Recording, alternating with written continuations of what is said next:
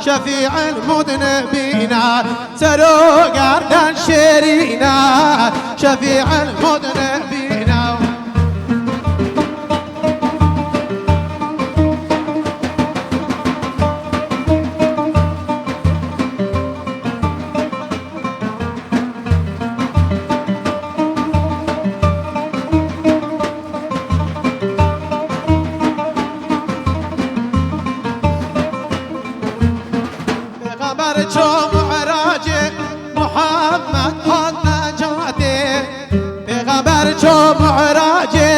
محمد هالنجاته نجوم رب العظاته هاني شفاعته نجوم رب العظاته هاني شفاعته مهدينا ومهدينا پیغمبر والمهدينا مهدينا ومهدينا پیغمبر والمهدينا سرو گردن شیرینا شفيع المذنبين سرو قردن شيرينا شفيع المذنبين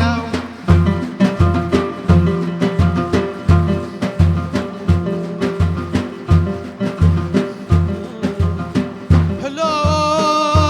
أحمى يا جخا يا ورابع هلو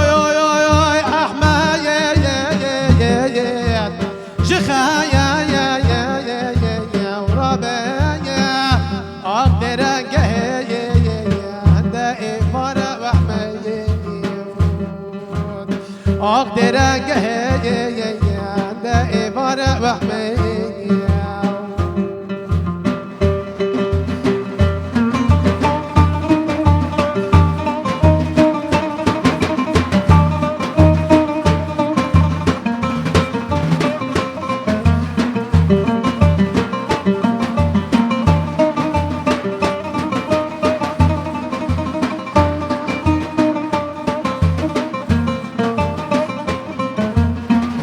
پیغمبر مار شیرینه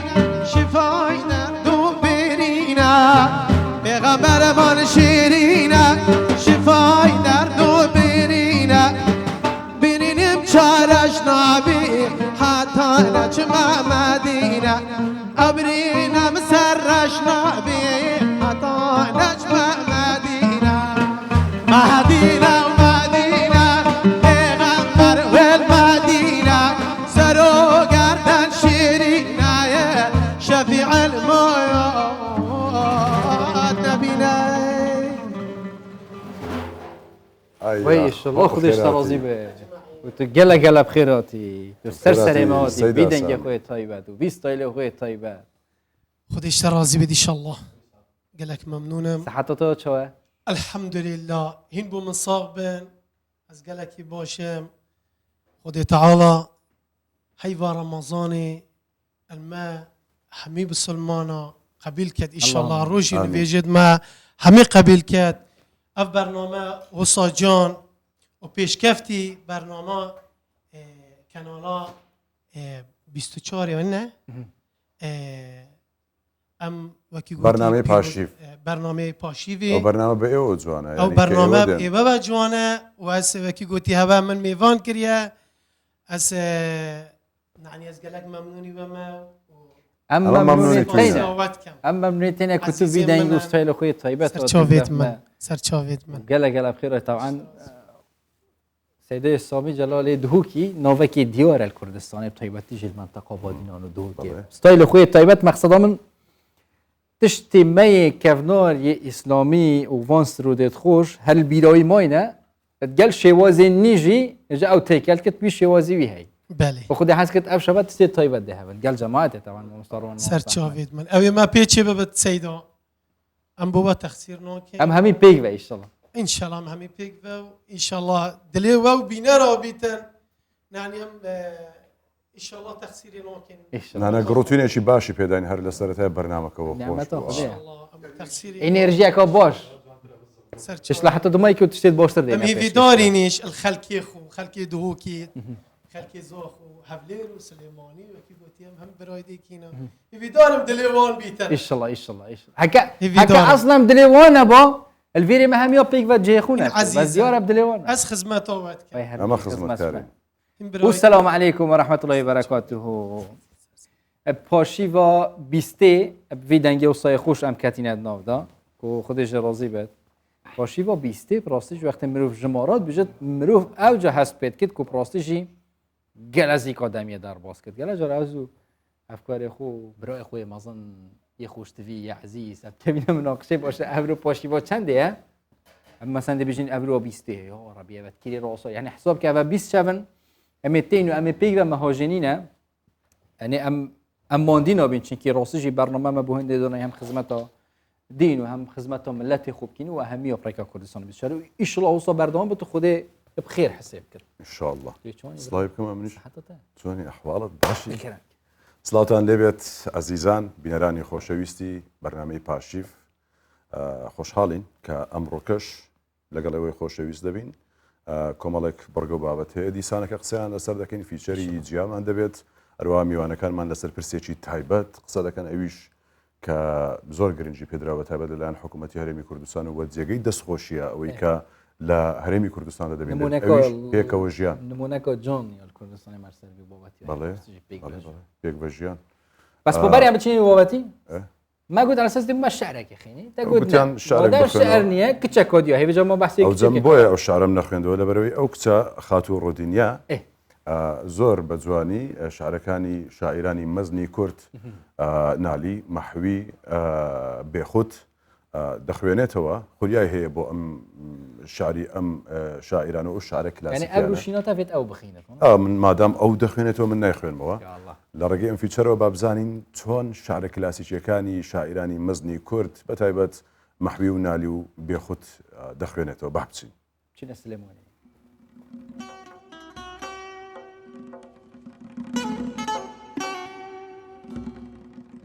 بە نووری بادەکەشفی زوڵمەتی تەقوانەکەم چی بکەم بە شەمعەیەکی وەها چاری شەوێکی وانەکەم چی بکەم لە خەزنەی دڵمدا هەرچی هەیە هەر داغی سەودایە دەسا ئەم نەقدە دەردی عیشقی پێی سەودانەکەم چی بکەم لەگەڵ دەستی مەلا ڕێناکەوێ زوناری زوڵفی یار وەکو شێخ ئیختیاری مەزهەبی تەرسانەکەم چی بکەم لە ڕێی ئەو شۆخەدا خۆم کردە خاک و پێی نەناپێما دەسا خاکی هەموو عالەم بەسەر خۆمانەکەم چی بکەم دەمێکە شاری پڕشۆڕی محیبەت مات و خامۆشە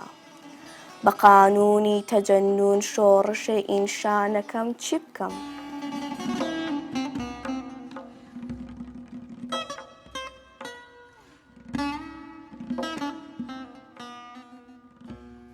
ناوم ڕوتینە محەممەدە لە پۆلی پێنجەمی بنەڕەتیم و حەزم لە شعر خوێندنەوەیە چونکە معنایەکی قوڵی هەیە بە تایبەتی شعری کلاسیک چونکە ئەم نەوە تازەیە شعر ناخوێنەوە شعری کلاسیکیش چونکە معنایەکی قورسی هەیە و لێشی تێناگەن بەڵام من دواوی کە بۆم شیەکەنەوە و جوانی تی ئەگەم ئەو وەختە باسی ئەەکەم و ئەگەر شتێک بەلامەوە قورس بوو شعرێک بەلامەوە قورس بوو ناتوانم بیڵدەم بەڵام ئەگەر شتێک تۆزێک بۆ من بۆ تەمەنەکەشم گونجا و معنایەکی زۆر خۆشی هەبوو ئەو وەختە ئێڵم لە پۆلی یەک بووم کاتێک یەکەم دەرگەم لە شعر بوو چونکە دایکم دایکم کوردی تاوا کردووە و کاتێک گەم لێ بوو منیش حەزم لێ بووە دەچم وەلای پورم پوریشم زیاتر بۆی باز دەکردم و یەکەمین شعر کە خوێندمەوە شعری هێمن بوو ئەوەی ئەڵێ وەرە یارم وەرە یارم وەرە ئەی تازە یارم وەرە ئەستێرەکەی شەوگاری تارم ئەوە بوو ئەو هەمدەمی غەمخوار و نەدیمی منە یاڕەب ئەو مەحرەمی ئەسرار و قەدیمی منە یاڕەب ئەو گەهوەری شەهوار و یەتیمی منە یاڕەب کەوتۆتە چی بەحرێکەوە خنکاوە دڵی من لەو ڕۆژۆ ڕۆیشتووە تۆراوە دڵی من هەرچەند ئەگەڕێم بێ سەر و شوێن ماوە دڵی من ئاخۆ بە چ شاخەیەکەوە گیرساوە دڵی من یاخۆ بە چ داخەیەکەوە سوتاوە دڵی من مەجنونی دوو گێسووی چ لەیلایەکە ئاخۆ یاوامقی جادووی چ عەزرایەکە ئاخۆ دێوانەی ئاهووی چ سەحرایەکە ئاخۆ کام چهرە پەریدیوە کە ترساوە دڵی من بۆیە شعری کلاسیکەڵم چونکە معنایەکی قوڵی هەیە و خۆشە و من بەلامەوە ئاساییە بەڵام هەنێ جار هەیە قورسە و پێم ناوترێت ئەتوانم دانێکی تر هەڵبژێرم و بۆ تەمەنی خۆشم گونجاو بێت و ئێستا من کە شێعرم خوێندەوە پێمەوترێ غەزەل خوانوانیە بۆ ئێستا غەزەلخوانێکی ینی زۆر غەزەلخوانێکی تەواو نیم چونکە هەموو شتێک نازانم لەبارەی شیعرەوە بەڵام ئەتوانم کلاسیک بڵێم چونکە پورە بوشرام مامۆستا بوشرا ینی بوشرا کەس نەزانی یارمەتی مەدات و تۆزێک بۆم باز دەکات هەتاوەکو لی تێگەم چونکە خۆتان دەزانن کە شعری کلاسیک قورسە هەتا لی تێ نەگەیت ناتوانانی زۆر باسی بکەیت ئێستا زۆربەی تازەکان شعرە تازەکان کلاسیک ناڵم ڕێناکەون ئاوازەکەی ڕێناکەوێت لەگەڵ شعرەکەیە بەڵام کلاسیکەکان بەڕاستی ڕێکەون ئێستا وەکو ئەم بەشەیم ئەلا ئەی ساقی مەستان بە حەقی پیری مەیخانە بە گەردش بێنە جامی مەی بە یادی چاوی جانانە ئێستا ئاوازەکەی لەگەڵ یان ڕێکەوتووە بەڵام زۆربەی تازەکان هەن کە ڕێناکەوێت لەگەڵیا بەڵام کلاسیک زۆر زۆر خۆشە و ئاسان بەدەمی شاهێت شەو هات و ئەمن مەستی خەیاڵاتی کەسێکم مەشغوڵی نەفەسگرتنی موشکین نەفەسێکم لەم حوجرە لەبەر پەنجەرە کەوتووم و دەخوێنم بێعەینی دەڵێی بولبولی گۆشەی قەفەزێکم هەم وارسی فەرهادم و هەم نائیبی مەجنون وا تێمەگە قوربان کە گەدابوول هەوەسێکم من زیاتر شعری ینی من شعرەکانی کە تاسا خوێندومەتەوە زیاترش لەبارانە خوێنمەوە نالی بێخود مەحوی وەفایی و دوایەوەش ئەگەر مامۆستا عەدنان کەریم گۆرانیەکانی گوێدەگرم و دوای چم بە دوای ئەگەڕێم و ئەیان خوێنەوە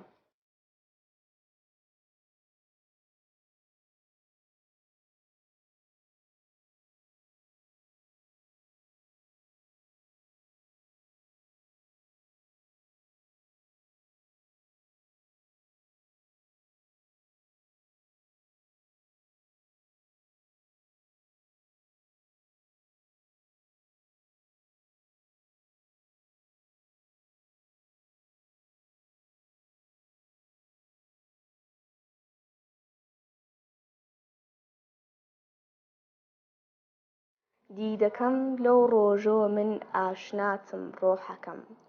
ئاشنایەکی بە گیان و دڵفیداتم ڕۆحەکەم تا لە چاوی مرشیدی تۆ بەیعەتم وەرگرتووە ڕۆژ و شەو مەجذوبی حەوشی خانەخاتم ڕۆحەکەم دڵ ئەگەر مەفتونی دانەی خاڵەکەی سەرگۆنەتە خۆم ئەسیری پەرچەمی داوی بەڵاتم ڕۆحەکەم تۆ کە لۆرتی حوسنی ئەمڕۆ فەرزە من بێبەش نەکەی مستەحەقی ڕوت و موحتاجی زەکاتم ڕۆحەکەم من بە قووتی وەسڵی ئێوارە و سبەینەی تۆ ئەژیم تۆ خودا توش نەیبڕیم و چەو بەراتم ڕۆحەکەم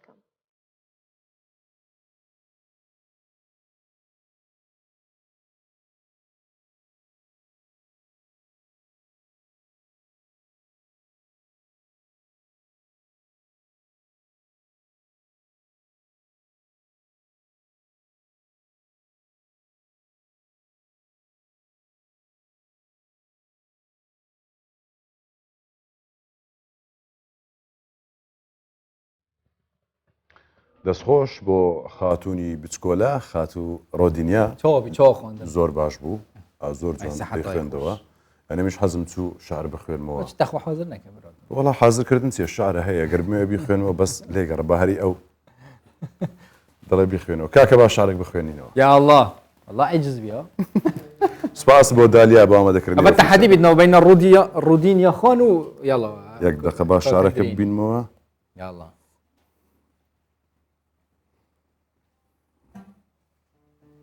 باش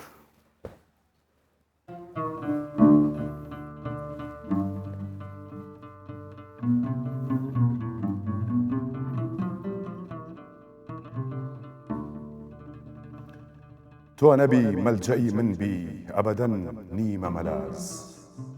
لەو دەرەبێت و دەرمکەی بە خودا نیمە مەلاز قاپی و بابی کەسێشی کە نیشانم دەبچم غەیری قاپی کەرەم و بابی عەتا نیمە مەلاز تەمی غەم عالەمی داگرتووە بێماوا بوو بەردەری مەیکەدەیە و بەس لەوەلایە نیمە مەلاز بەم هەموو تیرەوە دڵ سینەمیدی ئەو شێرە لەرزی هاتێ وتی ئەم بێشە نەما نیمە مەلاز بەختە زاهید کە بەهەشتی بووەتە مەئوا من غەیری بەیت الحەزنی دەرد و جەفا نیمە مەلاز شکری حەق بەردەری هەر فەقرە ئیقامەتگاهم بەردەروباری نەسوڵتان و نەشا نیمە مەلاز بەڵکە لەو ڕێەوە من پێی بەما عیمرانی بەقا مەحویە غەیری خەراباتی فەنا نیمە مەلاز الله خودش ترازی بود خودش ترازی. اول دیاری طیبت بو رودینیا خان بۆ خاتوو ڕۆدینیا دیارت پێشکەشە سپاس ويهر عەرەبی سەیدا گەلک سپاس ويهر برای من حاضر همي جو الجبهي شو بابا خلاص اوروبي بده عجزكم يكثر ده مش خير ام بتينا بابات خوي افشبه دال دست بك ما بحث كر ونمونك وجلك وجون همي جو ام فخر و شانازی پیتکین مثلا پیک وجیانیه ناو برا همی پیکاتیت اولی و نتویل کردستانه هکه ام وک عرد وک نافچه بیشین یعنی ناو رجالتا ناو راز دا عردک کی بچیک مهه بس یه تجیر رنگه هفجر سالک و دوات چینه بیه اما قدیم و زمان هم بیشین اف پیک وجیانه های و هیچ تا باشتر لحاتی کرن آلیکاری همی لانا حتى ناف حكومة تحريم كردستان وزارة آب زۆر جەختی لەسەرەوە پرسە کردوەوە مەسەلەی بێکەوە ژیان ینی هیچ لایەنێک هیچ دەستێکی دەرەچی ئەم فرسەتە نەخۆزێتەوە کە لێرەدا ئەم پێکەوە ژیانە هەیە وەکو باست کرد مێژوویەکی دوور و درێژی هەیە ئەمە بە ڕۆژێک و دوو ڕۆژ مانگێک و دوو مانگ نهاتۆتە دی ئیدی زۆر نمونەی جوانیشمان هەیە ینی میوانەکان زیاتر لەسەر ئەوە قسە دەکەن هەردوو بە ڕێزان خيراتنا مهوانات خدا شباب كين دو مهوان مامۆستای بەڕێز پرۆفیسۆر یادەدەر کابان ئەرشێخ هەروە زۆر بەڕێز ئەمیر عوسمان بەڕێبەری پێکەوە ژیان لە وەزارەتی ئەوقاف بەخێربێن خێربێن تکە فەرموو گەلە بخێراتن و ڕەمەزانەوە پیرۆز و خودی قبیل کرد بەخێراتن ئەحواڵتان سحەتان لەگەڵ ڕەمەزانێت چۆنن ئەوە تەواو دە ڕۆژ مایە ده ڕۆژت ماینە هەکە سیهی بنە ئەوە گەیشتینە دە ڕۆژەکانی کۆتایی ئیدی لەلەتول قەدرە ئیدی هەم بەرنامەی ئێمەش تایبەتمەندی خۆی پێوە دەبێت سەبارەت بە دە ڕۆژی کۆتایی بەڵێ شەوانی لەلەتول قەدر زیاتر تایبەت کینە شەوێت لێ بەڵێ بەڵێ مامۆستا و دکتۆر هەنگە لەگەڵ بخێرات زۆر سپاس لە عەربیش دەدڵ لە ئینگلیزی دەزان لە کوردیشمان ئەسەیدات ئەوەلەن لیدیز فێرست ڕوخسەتەتە هەیە پیک و ژیان اولی نتوی ام گله جرات ناو برا خدا وک راگهاندن وک ما مستعد اولی وک خلق گشتی ام فخر و شنازی پیتکین لی حتی اگر کسی که وکی و پاسپورت تایبەتمەند وی بواری دا نه بحث کتب داتا بجماره مروف هست پینا کت جاری ام بحث اولو نتواب کین بجماره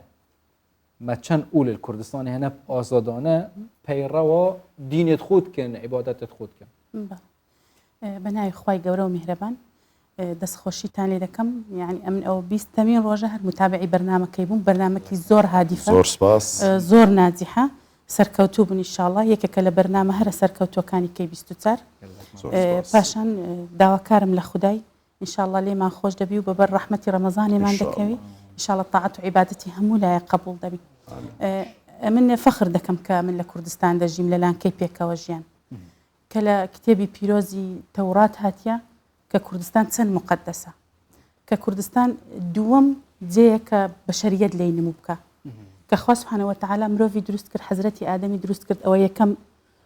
ئەوەیە کە بەشەریەت دروست بوو دووەم بەشەریەت دروست بوو لە چێ لە کوردستان وایە هەر بە پێی ئاەتی قورئانیش بەستەوە عەلە جوودی کەشتێکی نوح عەلەیهی سەلام لە کوردستان وەستایە لە سفری تەکوینیش هاتیە بەڵێ لە سفری تەکوین باز دەکات کە حەزرەتی نوح کە ئەو شتانە ئەو کەسانە و نەفەرانە لە حیوانات و مرۆڤ و ئەوانەی لەگەر خۆی هەڵگرت تەواو بەس ئەوەندەیە کە لە ناو کەشتیەکەینە خەڵکەکەی دینەمان ئاوەکە هەروی قیدا کەشتیەکە ڕاوەستا بوو لە ناو ئاوەکەی هەروی قیدا تا ئەوەی چی لێ هات حەزرەتی نوح چی گۆتی خوا ڕەبی ئەنزیلنی منزەلەن مبارەکەن یعنی بم بەجێیەکی مبارەک وای لێ هات بە حەسەبی دەقی تەورات لە سفری تەکوین هاتیە 150 ڕۆژ ئەو ئاوە هەر دەهات دوای ئاوەکە وشک بوو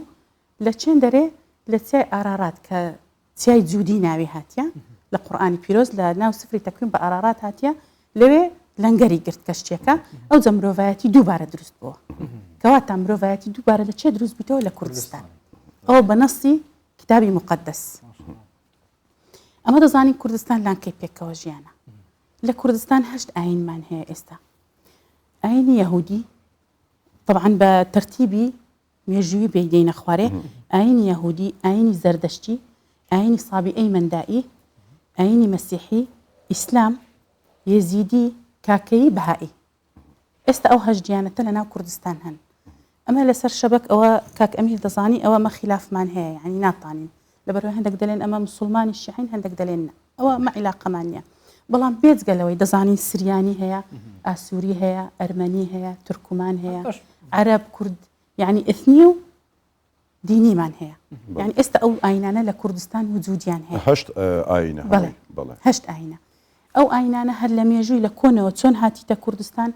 بۆ ئەوانە هەمووڕۆیان لە کوردستان کردیە لەبەر ئەوەی کوردستان لانکەی پێکەوە ژیانە ڕاستە بەڵام دائیمەن کورد چەوسێنرایتەوە حەزی نەکردی ئەو کەسانی دێتەکنی زوڵمی لێ بکایان بیچەوسێنتەوە دائیمەن لە گەریان بە محەبەت بووە تێکەڵاوی کۆمەڵایەتی و ئابووری لە گەریان هەبووە یعنی یەک لەو قسە جوانانەی کە حەزرەتی بەهاءوڵڵا دەیکا کە ئاینی بەهائیە دڵە خۆشترین 2 ساڵی ژیانم لە کوردستان ژیان کە ئەوە هەموو جێیەکانی کردبوو هەر کە سەری هەڵدا لە ئیران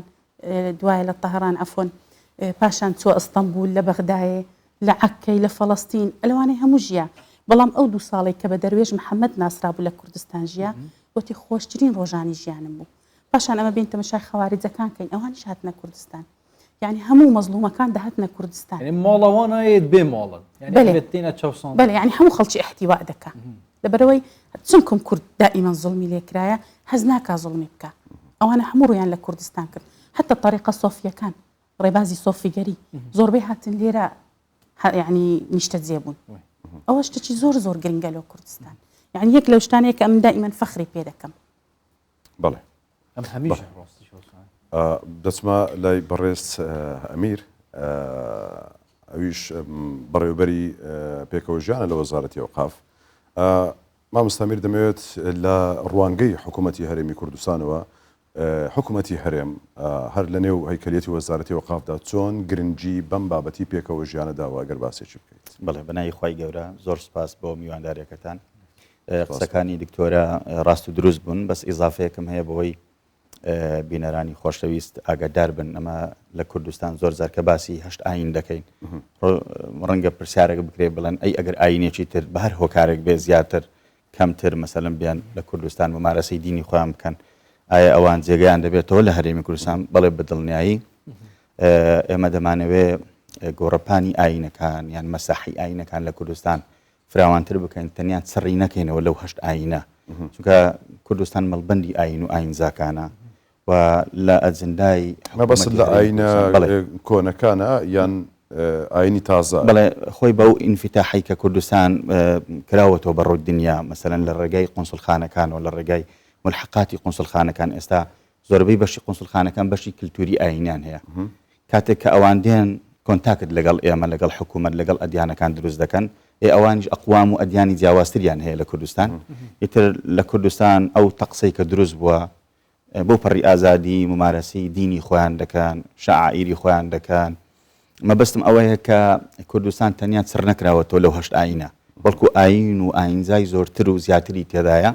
ئەوەش بۆ هەموو لایەنەکان دەگەڕێتەوە بەڕاستی هەر ئەوە نییە ئەرچی حکوومەت بەڵکو ئەرچی باشە چ شتێک وای کردەوە پێکەوە ژیانە لێرە ئاوا هەبێت خۆ لە دەستپێکیشدا ئەومان باس کردووە چەندین پسپۆر و تایبەتمەند لەو بارەدا ینی باسییان کردووە کە ئەمە مێژوویەکی دوور و درێژی هەیە چ شتێک وا دەکات کە ئەم پێکەوە ژیانە هەبێت لە وڵە بە تەکید ئەو هارمۆنایی کە ئێستا لە بینی ئاین و ئاینزاکانیان ئەو ئەدیانانی کە ئێستا ئیزافەتەن ئەوەی دکتۆرە باسی کردو کە من ئاماژەی پێ دەکەم زیاترین یان باشترین شوێنە بۆ ئەوی کە هەموو ئاینەکانی تر لە باوەش بگرێت ئەمەش دەگەڕێتەوە بۆ ئەوی پێگەی ستراتیزیەتی هەرێمی کوردستان لە ئێستادا لە دەرەوە زۆر زۆر بەهێزە سومعەتی هەرێمی کوردستان لە ڕووی دیبلۆماسیەتی ئاینەوە زۆر بەهێزە بە دەلیلی ئەوەی کە ئەمڕۆ سەرۆک وەزیرانی حکوومەتی هەرێمی کوردستان استقبال کراوە استقبالێکی فەرمی کراوە ئەوە دەلالەتی ئەوەیە کە ئێمە لە کوردستان ئەو تەنەوعە ئەو تەعایشە ئەو فرەیەی کە هەیە ئەو باگراوەندی کە دروستمان کردێ شەو نەخۆنی سوڵتەی حاکیمە بووە شەو نەخۆنی دەسەڵاتدارانی سیاسی کورد بووە ئینجا لەگەڵ ئەوەش کە هارمۆنایەک دروست بە لە بینی خەڵکەکە و لە بینی ئاینەکان و لە بینی حکوومەت لەلایەک و دانیشتوانانی کوردستانیش لەلایەکی ئەوە مەبەستم چییە دەمێت درێژەی پێ بدەم و ئاماژە بە هەندێک شتی تر بکەم کە بڵێ حکوومەتی هەرێمی کوردستان وەزارەتی ئێمە خودی جەناوی وەزیر ئەو ستافانی کە دەچن داخلی مەحفلەکانی دەرەوە دەبن لە ڕووی کۆنفرانساتی دەولی ئەوەی لەسەر ئازادی ئاینی دەکرێت ئەوەی لەسەر بابەتی فرەیی دەکرێت ئەوەی لەسەر بابەتی یەکتر قبول دەکرێت ئەو بەرنامە و ئەجندانەی خۆمان دەبین بۆ دەرەوە کە پێگەی هەرێمی کوردستان ڕۆژ بە ڕۆژ بەهێزتر دەبێت لە ئێستادا ناوەندێکە بۆ ناوچەکە بەڵام تموحی ئێمە ئەوەیە هەرێمی کوردستان ببێتە ناوەندێکی جیهانی بۆ ئازادی ئاینی بۆ پێکەوە ژیان لە هەموو ئاینەکانی تر یعنی بەڕاستی ئێمە لە ڕەهەندی ئاینیەوە زۆر دەوڵەمەندی لە ڕەهەندی ئابووریشەوە تۆ ئەگەر ئەمڕۆکە ئەگەر ئەو پێگەی کە هەرێمی کوردستان هەیتی ئەو پێگە استراتیزیە ئەگەر ئێمە باسی وزەی نەوت و گاز بکەین کە تێجێتە باوی ئابووری کە غتاءەکەی وایە میش دەسێتە کەناڵی سیاسی ئەمە چی وای دروست چ وای لە وڵاتان کردووە ڕەهەندە ئەمنیەکە و ئابووریەکە وای کردووە کە خەڵکێک بێ لە کوردستان ئیستثمار بکە سیقەمان پێ بکە بۆ ئەوەی کە تەعایش لە کوردستان بەردەوام بێ بۆ ئەوەی سومعەتی کوردستان هەموو کاتێک بەرەو پێشەوە بڕوا وڵاتانی دەرەوە وڵاتانی هەرێمی ئێمە پەیوەندی دیبلۆماسی هەرێمی و جیهانیمان پێویستە لەبەر ئەوەیە بەڵێ بە تەکید ئێستا کە ئەو پێگە استراتیزیەی لە ڕووی پێکەوە ژیان دروستمان کردووە وڵاتان چاویان لەوەیە ڕەهەندی لە ڕووی ڕەهەندی ئابووری لە ڕووی ڕەهەندی ئاینی پەیوەندەکانیان بەهێزکان لەگەڵ ئەم بمینێتنەوە پێکڤە ژیان و یعنی کارێوە هینوەکە وەزارەتە ئەوقاف حتا حکوومەت گشتی مەسەن گەلە جەراوسە خەڵک تێت گێت مەسەن وەزارەتە ئەوقاف و کار وەرێن ئولی تنێ گرێدە دینی ئیسلامێڤە یعنی چاوە وەلێ کرد هەمی دینە بخۆڤە بگرێت توش بلی ئیسلامێ و بسرمانە هیچ خزمەتێکی پێشکیشی خەلکێ مەسەنان دیشکەفتیە دینی دیتکن چه کریستیان بن چه ئێزیدی بن چه سابە ئیمەندای ئەوە دکتۆرای بەحەزکردین کارێوە چێ هیچ چه پێشکەشی واناتکن هەموو هەنگەوە پێکەوە چاوایە بەتاکید لە ڕووی هەیکەلەی تەنزیمی ئیدارەی وەزارەتەوە ئەو پەیکەرپەنیە کە لە ناو وەزارەت هەیە جێگەی هەموو ئاین و ئاینزەکان کراوەتەوە لە ڕووی ئیداریەوە ئێمە هەموو پرسە ئاینەکان لە کوردستان سەرپەرشتی دەکەین و هەر ئاینێک لە لای ئێمە نوێنەرایەتی خۆی هەیە دوو لەو ئاینانە بەڕێوەبەرایەتی گشتیان هەیە پێنج لەو ئاینانەی تر ممثلە نوێنەرایەتیان هەیە لەگەڵ ئێمە و لە ناو وەزارەتی ئەوقاف بەڕێوەبەرایەتێکێ بۆ کاروباری پێکەوە ژیانی ئاینەکان مەبەستی ئێمە ئەوەیە کە لە ڕێگەی خۆیانەوە هەر داواکارێک هەر متەتەڵەباتێک کە ئاراستی ئێمە دەکرێت لە چوارچێوەی یاسای وەزارەت و لە چوارچێوەی ئەو یاسایی کە حکوومەتی هەرێمی کوردستان تعمیمی کردو هاتۆتە خوارەوە ئێمە خزمەتیان دەکەین بە یەک چاو بە یەک ئاست بە یەک مەسافە فەرق لە بینی هیچ ئاینێک ناکرێت هەر کاتێک ئاینێک کێشەیەکی هەبێ کێشەکەی قانونی بێ کە ڕەنگە کەمترین کێشیان لە ناو هەرێمی کوردستانە بووە زۆرترین کێشەکانیان ئەوەیە لە دەرەوەی هەرێمی کوردستان یان ئەوانەی کە دانیشتوانی بەغدان یان ناوەڕاستی خوار و عێراقن ئەوانە ڕەنگە هەندێک جار بە حکمی ئەوەی کە قەیدەکانیان مەسلەی ئەحوالی شخصی مەشاکلیان هەیە ئێمە لەگەڵ حکوومەتی ئیتحادی لەسەر خەتین کتابی ڕسمیمان بۆ کردوونە ئەوانیش ئەو کێشانەیان بۆ چارەسەر بکرێت و هەتا لە ڕووی شوێن و دابینکردن و توقوسات و شوێنی معبەد و پەرستش و ئەوانە هەمووی ئەرچی مەیە ینی ئەرچی حکوومەتی هەرێمی کوردستانە ئەرچی وەزارەتە دیفاع لە کەرامەتیان هەمیە معبەد فێری هەنە بەڵێ دیفاع لە لوغەیان بکەین ینی بەرگری لە زمانەکەیان بکەین بەرگری لە شوناسیان بکەین بەرگری لە مانەوەیان بکەین بەرگری لە ئاینەکەیان بکەین بەرگری لە مەسەڵەکەیان حاڵەتێک هەبووە کەوەکو خۆشبەختانە یعنی ئەمە سوپاس بۆ خوای گەورە سوپاس بۆ کوردستان سوپاس بۆ کوردستانیان سوپاس بۆ مسلمانانی خۆشەویست کە بەڕاستی بە دڵێکی زۆر گەورە کوردستانیان کە ڕێژێکی زۆر هەمومان دەزانین مسلمانن مسلمانەکان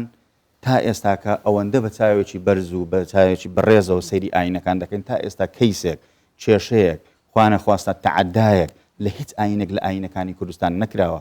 بڕۆن بە دەلیلی ئەوەی لە محکەمە لە دادگاکان لە بنکەکانی پۆلیس بزان ڕۆژێ لە ڕۆژان خوانە خواستە کەیسێکەیە ئەوە دەلالەتی ئەوەیە ئێمە بەکردار ئەو شتانەمان کردووە ینی ئێمە ئاعتیمادمان لەسەر چی کردووە مەسەرەن ئاعتیمادمان لەسەر بنەماکانی شەریعەت کردووە خوانە خواستە هیچ شتێک مخالفی شەریعەت نەبێ کە ئەو مەحفەلە دینەی ئێمە ئینجا لە ڕووی ئیداری و کللتوریشەوە جگە لەوەی کە ئەوەی کە ئەمە ئەرچی ئێمەیە مەسەلەن پارێزگاری و سەلامەتیان بپارێزین و دعمیشان دەکەین لە ڕوانگەی کللتوری و هەروەها لە ڕوانگەی فەرهەنگیشەوە دکتۆر دەمەوە لای تۆ ئەمە باسی کرد ینی لە ڕووی هەیکەلێتی ئیداری لە وەزارەتی ئەوقاف و کاروباری ئەوەی کە حکوومەت سەبارەت بە ڕێکخاری بۆ ئەم بابەتە دەمەوێت لە ڕووی ئاینیەوە ینی ئەم بێکەوە ژیانە چۆن جەختی لەسەر کراوەتەوە ئەمە دەزانین ئاینی ئیسلام ئاینی تەسامحە ئاینی لێبوردەیە یعنی لە هەموو دەقە پیرۆزەکانی قورئانی پیرۆزی شاتیە کە دائما متسامح بە بەخۆی سنەتی کەون وایە یعنی اختلاف هەردەبی هەبی یعنی هل قرآنش ولو شاء ربكم لآمن من في الأرض جميعا ونيا لا يعني هر حرية أديان دي دراعي لقرآنش لكم دينكم ولي دين أما الزور يعني تجربة ما هي يعني مثلا يعني أو كان بيغمبري صلى الله عليه وسلم دجرين وكتن هلويستو اشتهب وبون من دين سر نصارين جيران كاتبة ميوان داري هاتنكم بيغمبري صلى الله عليه وسلم لمزقفتي بيغمبر صلى الله عليه وسلم يعني لكاتي قصة كردني بون أوان كاتي نيوجيني ورويان بو قوتیان نوێژی دەکەین لە مزگەفتێ سەحابەکانتیان نابی لێرە بکەن پێغەمبەر صلی الله علیه و سلم گوتی نەعلیان گەڕێن ئەمە دەچینە دەرێ با لێرە نوێژی بکەن یعنی بزانە ئەو تەسامحی پاشان ئیدی کەمان هەیە پێغەمبەر صلی الله علیه و سلم جیرانێکی هەبوو جوولەکە بوو هەموو ڕۆژێ حەشاکم زبلی لە پێش دەرکەوی فرەدەدا پێغەمبەر صلی الله علیه و سلم هیچی نەدەگۆ خڕی دەکردەوە ڕۆژێک نەبوو پێغەمبەر صلی الله علیه و سلم چوو دەرکەی لێدا زبلەکە نەبوو لەبەر دەرگای پێغەمبەر صلی الله علیه و سلم چوو دەرگای لێدا ئی جوولەکەکەی نەخۆش بوو پێغەمبەر صلی الله علیه و سلم چۆکنی گوتی نەخۆشی گوتی ئاکوت زانی گوتی چکم ئەو جارە زەبڵت دانە نابوو و بوو زۆرش داوای لێبوردنی کرد لە پێغەمبەری صلی الله علیه و سلم یعنی ئەمە زۆر نمونەمان هەیە لەو نمونانە ئەوانە هەموو گەواهی دەرن کە ئیسلام دینی تەسامحە و هەروەها ئەمە لە ئیسلام وەچ کاتی کە دەتبینی شخصەکە ئەتو متەسامحی مسلمانی شخصەکە هەر لە خۆڕا گەردیانەتە چکەشی بێخۆشی دەوێت یعنی ئەتو جوانترین یەکێک لە سیمە هەرە جوانەکانی ئیسلام چیە لێبوردەییە تەسامحە پێکەوە ژیانە ئەوە شتێکی زۆر زۆر جوانە یعنی ئەمە زۆر نمونەمان هەیە لە ئیسلام لە کوردستانیش بە تایبەت جوانترین نمونەکانی کوردستان کە ڕەحالەکان دەجێڕنەوە وەچیوی گرام و ئەوانە باز دەکەن دەڵێن حتا بە سەرکردەکانی یعنی کورد هەموو حەزیان لە پێکەوە ژیان بووە لەوانە شێخ عوبەیدوڵڵای نەهری میر بەدرخان شێخ عەبدولسەلام بارزانی مەڵا مستەفای بارزانی شتی زۆر جوان لێیان دەجێڕنەوە دەڵێن یعنی حتا بە هەندێکیان گوتیان شێخ المەسیحیین یعنی شێخ الئەدیان الأخرى يعني زۆر معجب بووینە کەواتە ئەمە کە لە ناو کوردستان چکم خەڵکی کورد دائیمەن بە دینەکەی تند گرتیا قائید و قاعیدەمان هەیە ئەگەر قاعیدەکان سەد بلێن یعنی دەبی پێکەوە ژیان هەبی ئەگەر قاعیدەکە کە خەڵکەکەیە پێکەوە ژیانی نەکا ناکرێ بەڵام لە کوردستان هەردوو یەکی گرتیا هەم قاعیدەکە هەم قاعیدەکە یعنی ئێستا خاصەتەن لە هەموو پارێزگاکان لە دهۆک لە سلێمانی لە هەولێر بە تایبەت هەولێر کە زۆر پێکەوە ژیانی تێدا هەبووە هەموو دیانەتەکان هاتینە لێرە پەرەیان کردیە لێرە یعنی گەشەیان کردیە هەموو بە دەقی ئاياتی قورئانی و بە نمونەکانی سەروەرمان پێغەمبەرمان محەممەد صلی الله عليه وسلم دكتورة يعني تبحث إسلامي كر راسته بالفعل ديني ديجي همية أفتشتت دهات يا ودفيد بيتا بيرا كران بس وأم برا ورده كيبكين نوف بينا كردستان من نوف شيء وحتى مروف جهاني جيب قشتي بحث كت حكمي كاري وقال جراز بار كم هين يعني باش دار من ورکشۆپ یانژی دەورە هەر بله. تشتێکی هەبێت وەختی هین چنە وڵاتی دی هین بینن vê nîmûnacan ya Kurdistanê bû beheskin Bele. ew têdgehên rastî jî tiştekî wisa hey û defana çawa çikî gel cara ew beheskin û peyvejiyan bes pat fe'liyan têdanîn er ser herdê wan بەێ ئەو قسەت زۆر پرسیارێکی زۆر جوانە ئەمە کە منەظەمەی کایسید هەیە منەظەمەی عالمیە ئیمەلێک عەبدوڵڵا کوڕی عەبدولعەزیزە منەظەمەکە سعودیە هەر ساڵێ چەند زەمیلەکی وەردەگرن لە دوای شەرق الأوسط ئەمە لە ساڵی 2020ەوە هەڵبژاردران بەڵام لەبەر کۆڕۆنای هەرماینەوە تەخەڕوجیان بەمە نەکرد ئەو منەظەمە ناوی کایسیدە لۆ پێکەوە ژیان دەورەیان پێمان کرد لە 24 سێ حتا 29 سێ لە ئوردن ئەمە 16 زەمیل بووین لە هەر وڵاتی دوو کەسیان بردبوو ئەمە لەوێن دەرێ باسم کرد یعنی گوتیان هەر کەس و هەستی باسی دیانەتی خۆی بکە ئەمە ڕەسەن هەستامەوە گوتم کوردستان واتە العالم المصغر جان لەبەر چوە دەیگوتم لەبەر هەموو دیانەتە چ تێدایە هەموو عەرقە چ تێدایە ئەوانی لەگەرمان چ بوون مەسیحی بوون دروز بوون ئیسلام بوون ئەوەندە بوون ئەمن باسم کرد گوتم بابە ئەمە لە ناو کوردستان هەشت ئاینمان هەیە کە لە کاک ئەمیر دەزانی لە یاسای ساڵی 2015 لە 21 چار کە دەبتە 7 ساڵ ئینشاڵڵا 2 ساڵی دیکە یعنی 2 ڕۆژی دیکە ئەوە چییە کە مافی هەموو پێکهاتەکانیدایە ئەم باسی ئەو قانونەم کرد یعنی بەڕاستی سەیریان پێهات گوتیان یعنی کو هەموو هەیە لە ناوتان گوتم یعنی زۆر ئەتیادیش دەژین یعنی زۆر سەرسام بوون بەو پێکەوە ژیانی کە لێرە هەیە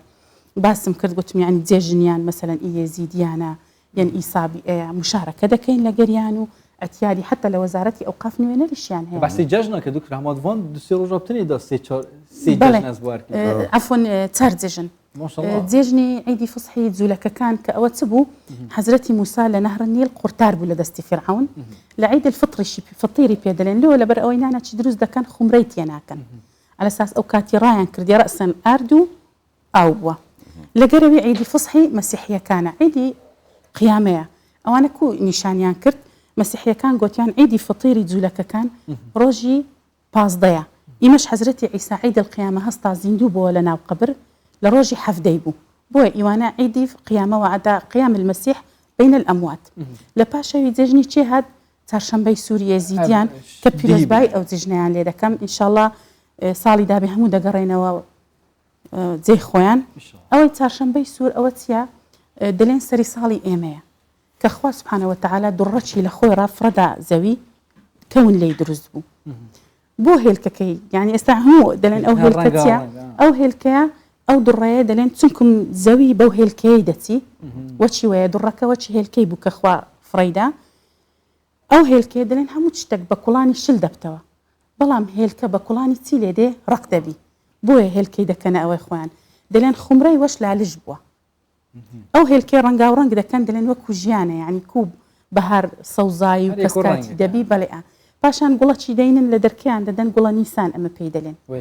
ئەو گوڵە نیسانەی لەگەر قوڕی و لەگەر ئەوەی تێکەڵ دەکەن پەلچی هێلکەکەی لەگەر کاردی من هەو لێرە دەڵێن کاردی کۆری هەلدەفمە بەس ئەو ئەمە کاردی ئەو کاردی ئەو جیایە ئەوەی بەهار چ بەکاری دەڵێن کۆری بەهۆرە کورکم کۆری وەزەر نامێنێ کۆری وەزەر ئەو کاری بتەکاری ئەی کاری ئەگە دەچێ مناقەشەی زمانی لە بینی زاراوی بادنی و سوورانی ئیمە زۆر دەوڵەمەندترە ها خۆشم زانم چی پێ دەڵێن نێرومێمانەیە برا ئەجا ئەوەی دەینن لە دەرگایان دەدەن لە دەرگای خۆیان دەدەن و هەموو کەسێکی یێزیدیش دەبی حیوانەتی بکوشتەوە دوایە پاشان سەوکی دروست دەکەن لەبەرەوەی سەری ساڵیانە بۆچ پێی دەڵێن چارشەمبەی سوور یعنی سەری ساڵی نوێ ئەو عەزەدین با قسرێ دەڵێ الأربعاء الأحمر بەڵام هەندێک لە توێژەرە یەزیدیەکان دەڵێن نە واتە ساڵی نوێ لە پاشی جێژنە چیتکەمان هەیە سبەینێ عید الڕضوانمان هەیە ئیبرا بەهائیەکان بەهائیەکان حەزرەتی بەهاءوڵڵایە پاش ئەوەی حەزرەتی بەهاءوڵڵا هاتە کوردستان لە سەرگەڵووی 2 ساڵ ما نای خۆی لێ نابوو دەروێش محەممەد خەڵکەکە زۆر خۆشیان دەویست لەبەرەوەی کەسێکی زۆر سادە بوو بەرەندێکی گوت 2 ساڵێت خۆشترین ئەمری ملک بەێ پێی دەلێ ئەڕدە سەر زۆر خۆشی دەوێت ینی لە ناو کتێبی پیرۆزی لە کتابی ئیقان ئەوانە هەموو باز دەکاتن و کچەکەشی بەهیە فەرەجدین زەکی ئەویش کتابی نووسە خۆشترین ڕۆژانی ژیانم لە کوردستان ئەو کتابە هەیە عید الڕضوان چییە حەزرەتی بەهاءوڵڵا کاتی کە لە دەزانم لێرەیە لە سەرگەڵووی دەچیتەوە لە بۆ بەغدایە لەوێن دەرێ ڕەسەن لەو حەدیقەی کە دانیشتە ئیعلان دەکات دەڵێ ئەمن بەهاءوڵڵا مە دیانەتێکی نوێم ئیعلان کرد ئەو جێژنە 12 ڕۆژی دەخایانی ئیعلانی دیانەتی بەهائیە کە بەیانە تقریبا حتى دمایی که جشنی دیوجا جشن ما دست بکرد لەگەری مەدەست سکی انتیکی ئەو هەموو جەژن. گلت استیتی داف همین جشن ئیسابی ئانیش عیدی بڕۆنایان هەبوو بەڵێ. ئەوی شەر ئەو کاتە بوو کە عیدی خەلیقەی پێدەلێن ئەوانە هەموو ئەو جێژنانە یعنی تەرتیب بۆ هەموو دەبینین یعنی حکوومەتی هەرێم خاصەتەن ئەو کابینەی ئەو جارە زۆر ئەهتیمامی بە پێکەوە ژیاندای تەنانەت لە ڕووی ئەعلامی شەوە لە ڕووی یعنی ئیعلامیش. هەموویان تەختی خۆیان هەیە مەلێرەوە یعنی یعنی هەمووش زۆر بە ئاشتی دەژین ئەمن ئەوانم هەموو عرس کرد لە کایسیدی یعنی زۆرش معجیب بوون بەڕاستی یعنی تعجبیشان مابوو ئەمە ئەوانەی لە کلمان یعنی لەگەرمان بوون هەر سێ ئاینی ئەتیاری بوو بەڵام ئەوە ئێمە دێنە سەر واقعەکەی کوردستان ماشەڵڵا ئەو هەموو دیانەتە هەیە ئەو هەموو عراقە هەیە اوه گلک و برفره ماشاءالله تشتکی گلکی گرینگ یعنی ماده که گلکی باشه کرد قازانج جوری گم از وجاره بجمع ما مستایب بیا ماده قازانج جوار بگیرین بو همیا باش بود و اشیاء تشتکی اصاب کن بالتأكيد یان چۆن ئەو هەموو ڕاو بۆ چوونە جیاوازە کۆکراوەتەوە ڕێکخراوە بێ ئەوەی کێشەیەک دروست بێت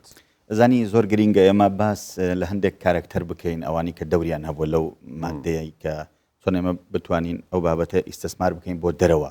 بابەتی پێکەوەژیان چۆن سوود و قازانز ماوەگرتیە مەسەلەن ئێمە چەند خۆشە مەسەلەن ئافرەتێکی موسڵمانی وەکو دکتۆرە کابان تێگەیشتنێکی چەند جوانی هەیە بۆ ئاینەکان وانە ینی زۆر گرینگە ئێمە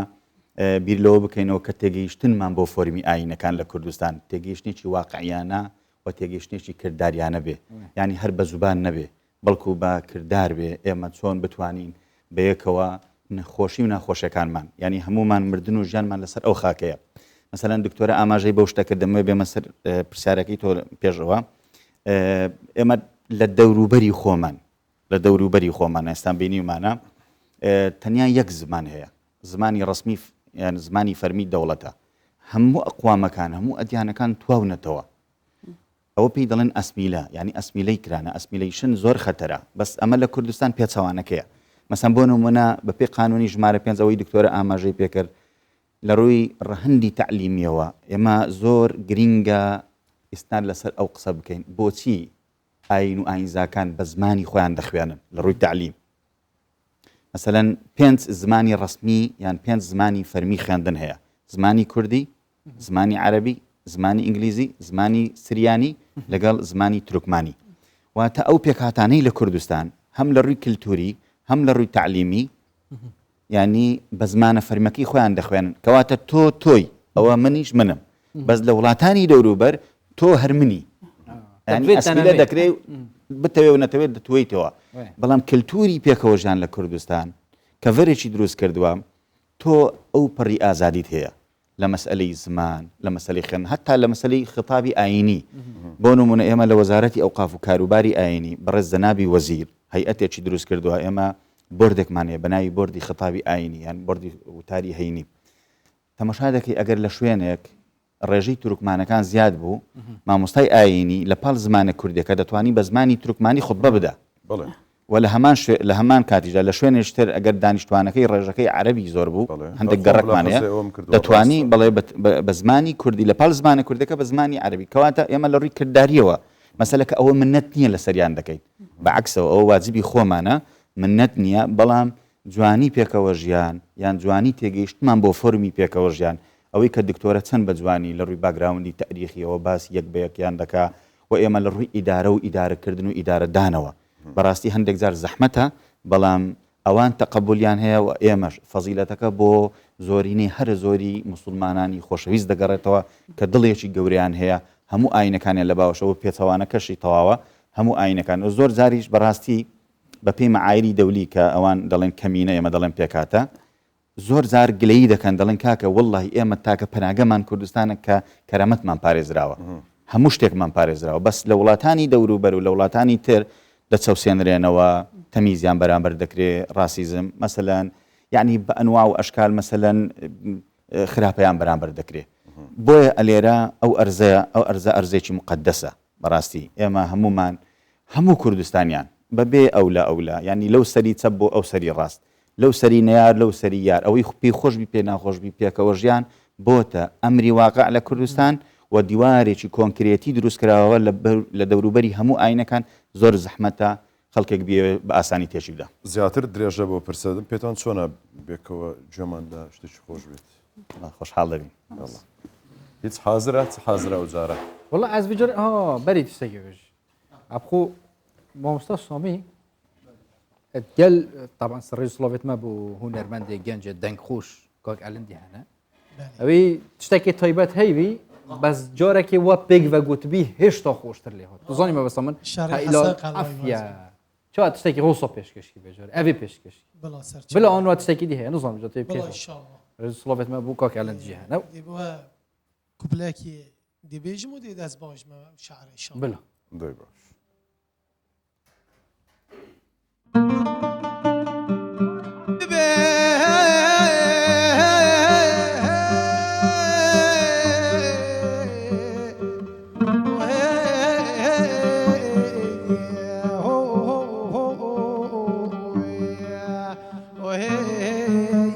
حي المناف بابا لي تقرب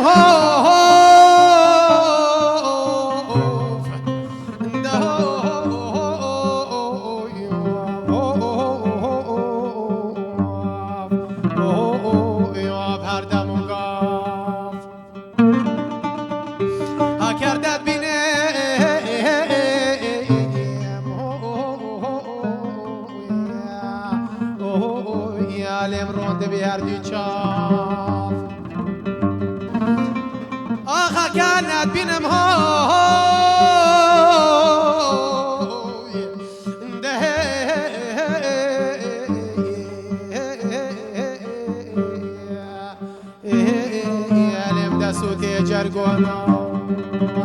يا رسول الله كانت بينهم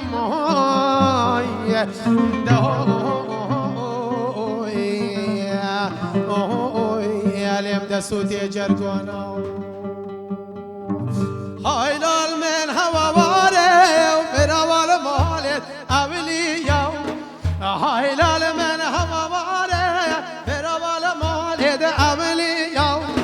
سافر وكل معرب ودبلت وجنبي يوم سافر وكل معرب ودبلت وجنبي يوم سافر وكل معرب ولسرجع دودي والبقر سافر باكر مع الرابط ببلد وجنابي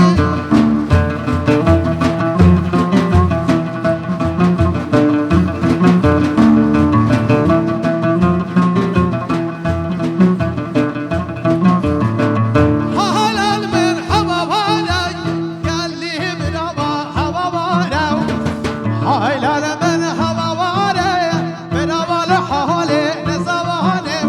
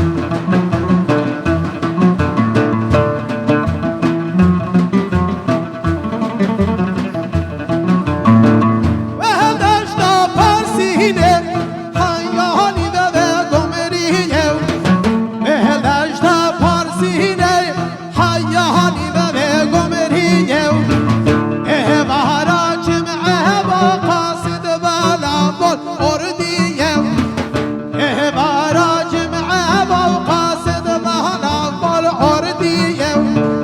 حداش ظالم دب عسکر و قرین و موریه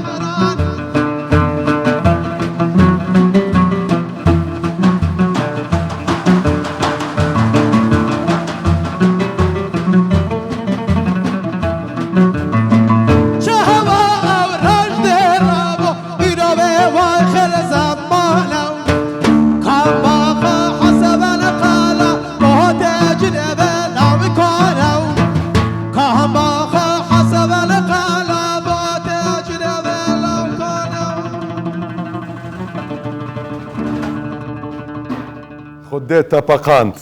وي خودێتە پەقاند ترازي بد سەیدا سامی تو هەتا ئێستا هیچ دەف نەپەقاندیە نفقون دي انا درست بله اسمعني ڕەوشەکە پەقاند بەس دەمێ بزانم دەفی نەپەقاندیە والله چند جا دفي والله ماشاءالله بابا او دستي احمد وصا احمد اللي بدت او دي هرو دوا باقي باشه تو از جاربری بچینه در جماعت صحبت گرم لی هات عمری تا چند بیت دست صحبت دفی و سرود گوتنه و عمري من تقريبا 10 سال بونه ما شاء الله ما شاء من الله ده صافيت هدفي سال 30 ساله ما شاء الله بس صالة 30 سال رك خلاص مع عمري ويجي من عمر خوامي دون صار ويش الله خدش ترازي بت وي دستي تخرج تمن دريج بإن شاء الله راضي بدي ان شاء الله 30 سال ما مستا هدفي ده جنم وسرودي دلم ما شاء الله دلوی بله ناخۆ بەرهەمەکە دیارە هیچ چەند ساڵەیە بله بەرهەمەکە دیارە هیچ چەند ساڵەیە ینی بله، ڕۆژێک و قدیمات. ساڵێک و دوو نییە ینی او مهنا قديمات لمن لباب وبرايه او مهنا هم دي صبرينا باخد حس كده صحبت ما يگرم دام بچينا سر پیک و جیانه طبعا ها ناف وان سروداج ده ها گله جرا پیک و جیان دیار بود مثلا ها تازه باس من کرد زور جاره بوا ولاتانی دورو بر دانويستيا لو سرودانش دیار دبي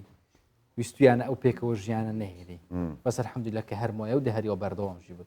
بجي كاري پیک و يعني همي پیک و هەر ئەوە بوو کە ئەنی لە دەستپێکدا باسمان کرد ینی زۆر لە وڵاتان یاخود نەیاران ئەنی چاویان بەو بەیەکەوە ژیانە هەڵ نەهاتووە وێ. ئەوەی کە لێرە هەیە وێ فعلا. شتێکی زۆر سەرنجڕاشێشە زۆر جوانە ینی ئەو هەموو بیر و بۆچوونە جیاوازە تەنانەت لێم بۆ پرسیارێک گوتم ینی لە وەزارەتی ئەوقاف چۆن توانراوە ئەوە ڕێک بخرێت ئەم بیر و بۆچوونە جیاوازانە هەمووی چۆن توانراوە ئەو بکە وڵای ئەوە هەردەکەمە پرسیارێک وولێتی دەکەم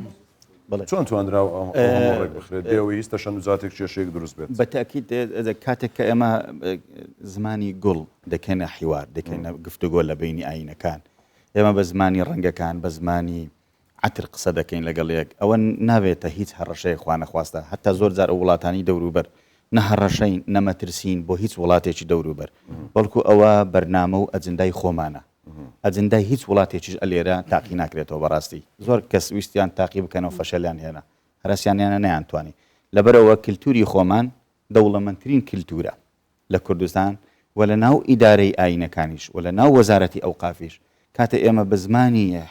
گوڵ قسە لەگەڵ یەکتر دەکەین زۆر ئاسانە ڕۆژانە ئەو محەبەت و ینی مۆدەیە لە بینمان هەیە بەردەوامە ڕۆژانە بەردەوام ممارەسەی یەکتر دەکەین ممارەسەی عیلاقاتەکانمان لە بینی ئاین و ئاینزاکان اینجا زۆر جار مەسەرەن بۆ نەهەبووە ئێمە بەشداریمان کردو بۆنەی خۆش یان بۆنەی ناخۆش بەڕاستی لە تەعزیەکان تەعزیەباری ئێمە سەردانمان کردوون لەگەڵیان بووینە تا کۆتایی تەعزیەکە و لە خۆشەکانیان لەگەڵیان بووینە ئەوەی ئێستا دکتۆرە ئاماژەی پێکرد ئێمە چەند ساڵێکە هاوکاتە مانجی ڕەمەزانی پیرۆز لەگەڵ بۆنە و جەژنی هەموو ئاینەکان چونکە ئاینی پیرۆزی ئیسلام لە ڕێگەی مەڵێن ساڵنامەی هیجری تەقویمی هیجری چونکە مجموعەیەک تەقویم هەیە لە کوردستان کاری پێ دەکرێت بە پێی ئاینەکان قەمەریمان هەیە هیجریمان هەیە گریگۆرمان هەیە مەسەلەن بە پێی تەقویم و خصوصیەتی ئاینەکان خۆیان کە ئەوەی کە دکتۆرە ئاماژەی پێکرد بەیانی عیدی ڕەزوانە جەژنی ڕەزوانی بەهاییەکانە ئەم لێرەوە گەرمترین پیرۆزبایی لە بەهاییەکان و لە تەواوی ئاین و ئانزای ئەمڕۆژ ئاینی بڵێنیان پێکاتی ئێزیدەکان بوو بەو شێوەیە ئێمە مەسەلەن پیرۆزباییان لێ دەکەین دەچینە ناویان ئەوان دێنە ناو ئێمە ینی پەیوەندەکانمان پەیوەندی خێزانیە حتا ژن و ژنخوازی لە کۆن هەبووە ئێستاش لایەزال هەندێک ئاین هەیە ڕەنگە لەبەر خصوصەتی خۆی نەتوانێت مەسەلەن ئەمە تایبەتمەندێتی خۆیەتی بەڵام ئەو ئیدارەکردنی ناو وەزارەت هەتا ئێستاکە خوا نەخوازە هیچ لەمپەرێک هەتا لە ڕووی ئیداریشەوە دروست نەبووە لە ناو وەزارەت بچینە دەف دکتۆرە بێژ ئەس جارێ دەستپێکی بەحسەتە بکەم دکتۆرە حکومی کارێتە و ئەفهەمی زانیاریەتە وان ئاینە هەینەوێت کوردستانش دەربەی کوردستانی خۆ برادرت غیرە مسلمان هەنە هین پێک بە تێکەل بێن یان ژی بتەنی ئەوە خواندن ئەو زانیاری هینوار گرن ئەمن چونکم لە گچکەیەوە یعنی بە پێکەوە ژیان لێ ڕاهاتین ئەمن لە گەڕەکی ملی بووم یعنی گەڕەکی عەرەبان لەوێن دەرێ گەورە بووم ئەوجە جیرانەکانم دائیمەن یعنی مەسیحی بوون و ئەدیانی دیکە بوون یعنی ئەو تێکەڵاویەمان زۆر زۆر هەبوو بە حکمی ئەوەی بابم مدیری مستەشفای ویلادەی بوو ساڵی هەشتاکان ئەو هەنجین مۆزەفەکان زیاتر مەسیحی بوون دکتۆر مۆزەف مەسیحی بوون یعنی دائیمەن وەچی دەچوین بابم مدیر بوو ئەوانج مۆزەفەکان هەموو مەسیحی بوون وەچی بابم لە دەوام دەچەوە ئەم لەگەوان دەچوومەوە ماڵێ یعنی ماڵە قەشەش بوون هەندێک دەچوومەوە حتا ئێوارە لەوێ دەماین و دوای بابم دەهاتەوە دوم یعنی لە گچکەیەوە ئەمنەوە هەڵی ڕاهاتم بە پێکەوە ژیان ئێستا یعنی برادەرەکانم یعنی لە ناو بەهایی لە ناو سابی ئەیمەندایی یعنی وەچی دەبتە جێژن ڕەسەن ئەوان زوو جێژنانم لۆ دەنێرن یعنی لە هەموو دیانەتەکان برادەرم هەیە و زۆریشم پێخۆش یعنی مەسەن دەبتە جێژن زوو لەیان دەنێرم جێژنانەوە تێکەڵاوبوون هاتوچوومان هەیە ئەوە ئەمە شوا دەکات کە زیاتر کۆمەڵایەتی بی ینی بە هەمووان ڕابگەی بە هەموو هاوڕێکان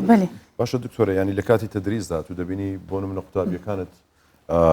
ینی مەسیحی تێدا لەوانەیە جوولەکەی تێدا بی یاخود ئێزیدی تێدا مەسەن هەموو ئەوانە چۆن توانی وتانە ئەو تەنسیق و ینی ڕێخستنە بکەن لە کاتی گوتنەوەی دەرسەکان و بابەتەکاندا من لەبەرەوەی لە کۆلیژی زانستە ئیسلامیەکان دەرس دەڵێم پێشتر لە کۆلیژی ئاداب مێژووی ئاینەکانم دەگوتەوە بەس ئێستا لە کۆلیژی زانستە ئیسلامیەکان بەس مسلمانن ئەی لە کە مێژووی ئاینەکانت دەگوتەوە کەسی دیکە هەبوو بەڵێ باسی ئەو کات یعنی ئەتیادیش باسم دەکرد ئەوانە ئەوانیش هەستیان دەکرد کە مەسەن ئەمن مافیوانمدایە زۆر بەکراوەیە قسەیان دەکرد لەگەرم یعنی هەستیان دەکرد یەکشت هەیە یعنی ئەوەی کە لە پێکەوە ژیان ئیش دەکات دەبی کەسەکی کراوە بی و کەسەکی لێبوردەبی یعنی بۆ نمونە دەڵێم ئەو منەظەمەی کاسیدەوە چ ئەمان 16 زەمیل بوون چوین یعنی هەبوو ئەتوهاتی لەو پێکەوە ژیان ئەمە دەورەمان پێ دەکەن کە لەگەر پێکەوە ژیان لێ ڕابین ببینە قدوە بچینە وڵاتی خۆمان یعنی هەبوو تێکەڵ نەدەبوو هەتا دیانەتی تووشی پێ ناخۆش ئەوە هاتیشە ئەو پێکەوە هاتیشە پێکەوە بژی ئەو گوتی ماناوە ئەم ناژم پێکەوە يعني حتى لآخری گوتیان هەر کەس و ئەوەی خۆی بنووسی لەسەر زەمیری خۆی ئەمن نسان لەوەی نووسیم ئەوها بە پێکەوە ژیان ئەتو ناتانی دەبی خۆت چاکە نووسیت. ئەرێ وەڵام نووسیم بەس ناوم لە ناوی نەنووسیم وما پەیامەتە گەهش بە هەست پێ بکەن يعني بەس ئێستا یعنی لە کۆلیژی زانستە ئیسلامیەکان ڕاستە ساڵانە هەبووە تەڵەبم یعنی هەبووە گوتی دکتۆرەوە حرامە توکو دەلێ يعني باور کە تەڵەبە هەبووە نەهاتە محاضرەی بەس ئێستا نا یعنی ئێستا زۆر پێیان خۆشە باشتر بێ ئێستا باشتر بووە وەزعەکە ئەوە شەرح دەکەم و ئەوانە دادەنیشن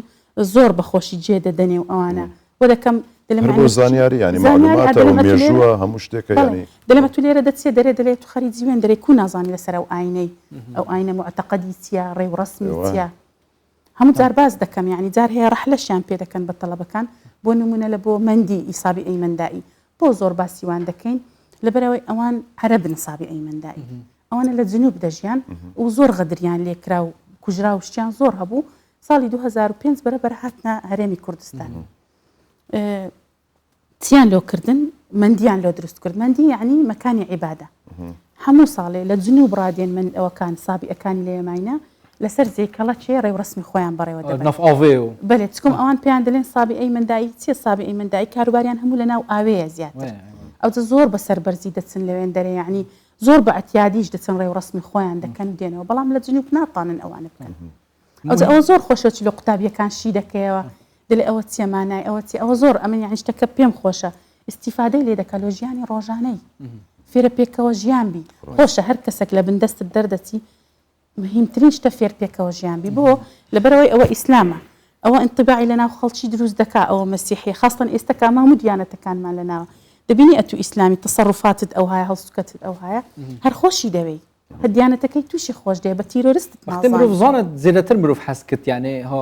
ئەف نمونە چەندە جانە جایش هەمیە جانتر وەختێ ئەف پێکڤژیۆنەت نۆڤ ئایلێ دەهەبێت ئەس جارب بچمە دەف مامۆستای مەسەلەن ژن و ژنخوازی بەرێ دە ڕەنگە گەلە زەحمەت و بەس ئەس بوارکم نوکەت ناوبینە ئاینەدا ئەکە چونە بش بەرێ زێدەترە ئەن زانم کە وەزارەت چاوا کار سەرڤەی کرد کە مەسەلەن کچ و کوڕاکێن نەژیەک دینن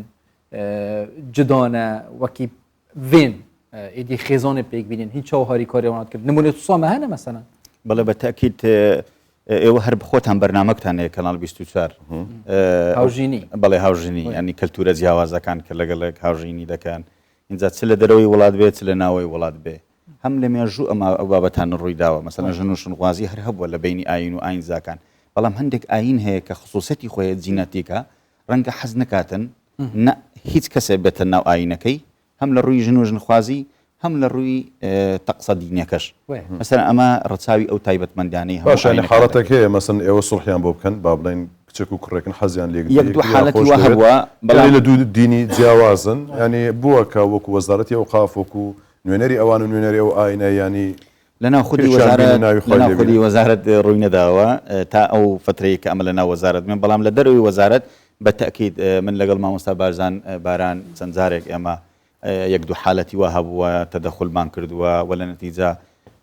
ژانی هاوسەرێتیان پێکێناوە و ئێستا کە منداڵیشان هەیە سپاس بەخوای گەورە هیچ کێشەیەکیان نییە ینی ئەوانە زۆر ینی نمونەی واقعین بەڕاستی حتا مواقیفەکانیان زۆر جارەوەی کە دکتۆرە باسی کرد مواقیف زۆر گرینگە مەسەلەن ئێمە ڕۆژگارێک لە کوردستان مەلافەندی ئەو شارە یعنی تەمەشا ئەو مووقیفە جوانەی هەبووە لە سەروبەندی ئەوەی دەوڵەتی عوسمانی کاتی خۆی کە بڕیاری دا بۆ قەتڵ عامی عنکاوە بکە مەسیحیەکان بەڵام ئەو لەبەر ئەوەی لەگەڵ دەوڵەتی عوسمانی قدوە بووە یان ئەو بزانم مەدالەی تایبەتی وەرگرتووە لەگەڵ ئەوان ڕەنگە دکتۆرە باشتر بۆم ڕاستکاتەوە ڕێگری بووە ڕێگری کردووە لەوەی کە دەوڵەتی عوسمانی پەلاماری عنکاوە و مەسیحیەکان یان کریستانیشینەکان نەدا ئەمە مووقیفێکی زۆر جوانە بالمقابلیش قەشە پەری هەبووە لە سلێمانی تاوێکی ئاین پەروەر نیشتمان پەروەر تاوێکی کورد پەروەر حتا کە ئەو کاتەی وەفات دەکات دەڵێ بە ئاڵای کوردستان بمنێژن وەسیەتەکەشی جێبەجێ دەکرێت اینجا بۆیە سیر دەکەی قەشەپەری کە کاتێ سەفیر بووە لە ڤاتیکان تارگ عەزیز گلەیی لێ کردەوە تێتی تۆ نەتێشتووە قەداسەتی پاپە سەردانی سەدام حوسێن بکە وتێتی من چۆن دەهێڵم سەدام حوسێن بەسەر 5,000 لاشەی ئەنفال چیمیا بارانی هەڵەبجە و سەدان کەسی ئەنفال کرا و بێ بچێتە لای سەدام حوسێن بەڵێ من ڕێگریم لێ کردووە اینجا ئەو مواقفانە مواقفن هەن نە بە زمان ینی لە ڕووی عملیەوە بە فعلی کراوە مثلەن حتا لە حرەکەی تحرری کوردی مثلەن دکتۆرە خۆی و هاوسەرەکەی بە خۆشحاڵیەوە زۆر سپاسیان دەکەین ئێمە کتێبێکمانێ بە ناوی پێکەوە ژیان ئاماژەمان پێکردو زۆر بە کورتی باز دەکەم مەلیک مححمود کاتی خۆی دیفاعی لە جوەکان کردووە دیفاعی لە کوردستانشینەکان کردووە لە شاری سلێمانی هەموو جیانە بۆ شتانە ئێستا بە سێ زمان بڵاومان کردوەوە قازی محەممەد دیفاعی لە ئازەریەکان و عەجەم کردووە شێعبووە دوڵای نەهری دیفاعی لە ئەرمەنەکان کردووە عەبدولسەلامی بارزان دیفاعی لە جوەکان کردووە تۆ ئێستا بڕۆ منطقەی بارزان بینی کەنیشتەک و بینی مزگەوتێک چەند سەد مەترێکە بینی کەنیسە و بینی مزگەوتێک چەند سەد مەترێکە یعنی حتا لە ڕووی کللتوری کوردەواریشەوە تەماشا ئەو ناوە خۆشانە ئێمە ناوی زەردەشمان هەیە ناوی مەسیحمان هەیە هەل لە ناو کوردەواری موسڵمانیشن مثلا ناوەکان بەڵێ بە تەکید ینی ئەو کوردەواریانە ینی ئەوە دەلالەتی ئەوەیە کە ئێمە خۆشەویستی و محەبەتمان هەر لە مێژەوە لە بۆ ئاین و ئاینزاکانە بوو دو پرسیار لە دکتۆرە دەکەم هیچ بووە قوتابیەشی خۆت با بڵێن کە قوتابی خۆت ئێستا ببێتە مامۆستایەکی ئاینی یان بانخوازێک ئێستا ڕای لەگەڵ ڕای تۆ نەبێت پێچەوانە بێت یان شەڕای لەگەڵ تۆ بێت زۆربەی زۆری تەڵەبەکانم یعنی بەڕاستی من دەڵێم مەڵا زۆر پێ دەکەن دەڵێن مامۆستا دیسان گوتی مەڵا مەڵانە مامۆستا نەزیر تەڵەبەی خۆم بۆەوەی ئێستا بەرنامەی پێکەوە ژیان مەڵا مەزهەر پێکەوە بووین یعنی زۆر مەڵا هەیە پێکەوە بووینەوە یان دەم دەرسیانم پێدایە هەیە یعنی لەگە فکرەی من نییە بەس پێم خۆش بۆ ئەو نمونێش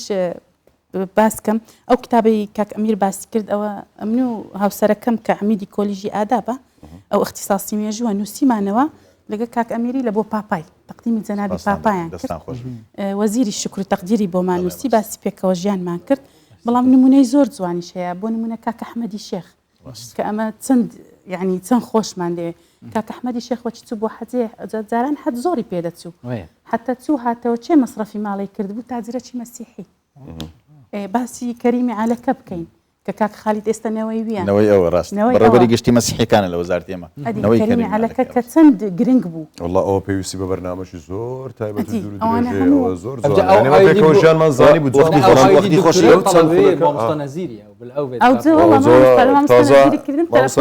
خۆشی قەڵەو بووە 200 کیلۆ بوو ئێستا خۆی زەعیف کردی باشتر لە بەرنامە دوایش هەر ئەوەی کرد مەسەلەن ئێستا لە کەنیسەی شۆڕش ئاوی شۆڕش باوەڕ دەکەن هەموو لەسەر کەنیسەیە ئەو بیری گەڕەکی شۆڕش لە کەنیسەی بە خێری خۆیان دایکە کوردستانە وایە هەرێمی کوردستانە وایە بارزانن هەرێمی کوردستانە وایە زۆر سپاسی هەردوو بەڕێزان شێخ پرۆفسۆریان لێدەن دەستێت خۆشم گەلە زۆر بەڕێز ئەمیر عوسمان بەڕێوەبەری بێکەوە ژیان لە وەزارەتی ئەوقاف ینی لەم ماوە کەمەدا یەک دنیا بابەتی پێکەوە ژیانەوە زۆری دەبیتە ئەرگ لەسەر مامۆستا نەزیر ما بحسيت توڕەبینی کرەوە هەرێمی کوردستانەوە هەیە هەردەم چی بحسيت توڕەیە بکەین بەجێ دکتۆر هەڵوێز بوو ما بحسيت توڕەبینێ بکەن توڕەبین نەبوویمە ئەمنە مەقسەدەون برانە سڵاوەژی سەحبەت بی تێنە دکتۆرە مامۆستا خودشە ڕۆزی بێت توڕەبین هەوە گەلە جارە ئەم ئەیجز بین تۆڕەت بین و عەسەبیت بینش دەور و بەرە و توزانم سەرە شووری یعنی بەشەکەش ژیانەوە دوێت نەبێت دوێت کێمتر بێت بەس گەلە جارە ڕەمەزانێدا کو دوێت ئەسڵان هەمووان نەبێت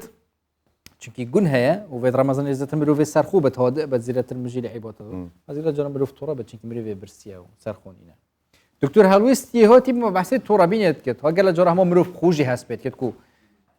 پشتی شوور خلاص بە تۆ مرۆڤی شەڕە کرد و دوای دادنیش کرەوە لەوە تووڕە بوو هیچ بە کەلک نایە کات دوای شتەکەتەوە ڕۆی جا دکتۆر دێ بەحث کرد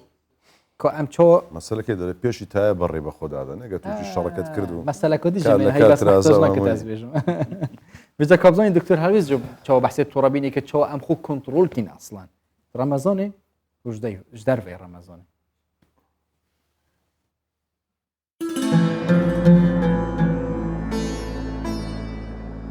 دڵنیام هەمووتانەمەتان دیوە ڕەمەزانە و دایکن نەنکەیان هەرێکی دیکە لە ئافرەتانی خێزانەکەت خەریکی بەربانگ ئامادەکردن و یەک لە چکیان بە توندی بەستۆ بەسەریانەوە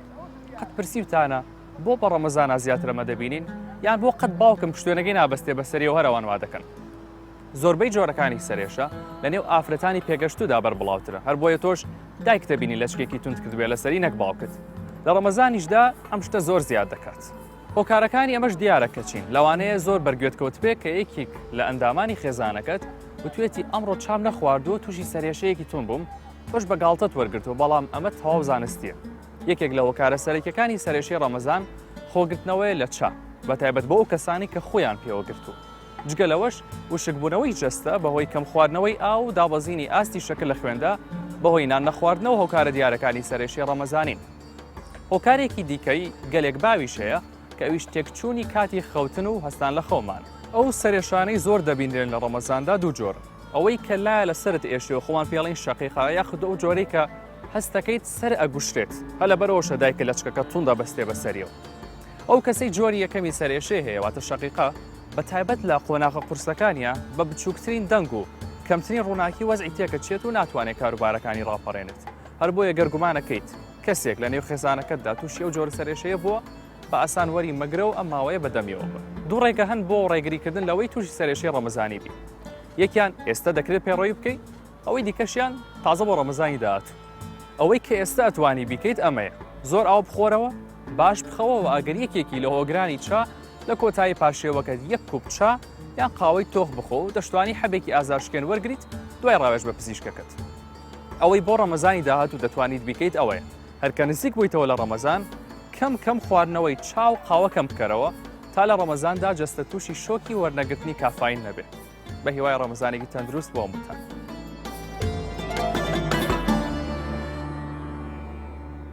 هەرچەند تەمەشا دکتۆر دەموچاوی دکتۆر هەڵوێستی دەکەم هەز دەکەم ئەو کوڕە تووڕە ناوی ڕێک عکسی دەموچاوی منە ئەمە دانیشتمە لەو گۆڕێ تووڕێش کلم تووڕە ئەو هەژ نیمە ینی بڵێ کوردستان ئەو هایە کوڕگوتم خوای بسم الله بۆ برا حماس بۆ حماس یعنی ها کوردستان ئەو هایە ناوەڵی لێم بوویتە مەراق دکتۆر هەڵوێستی تووڕەکەم بزانم کووە چی لێ بار ناکەم پێ ناچی تۆڕە بێ چما بزارڕوان دەڵێ و عینە دەرێ هاری پوتەرە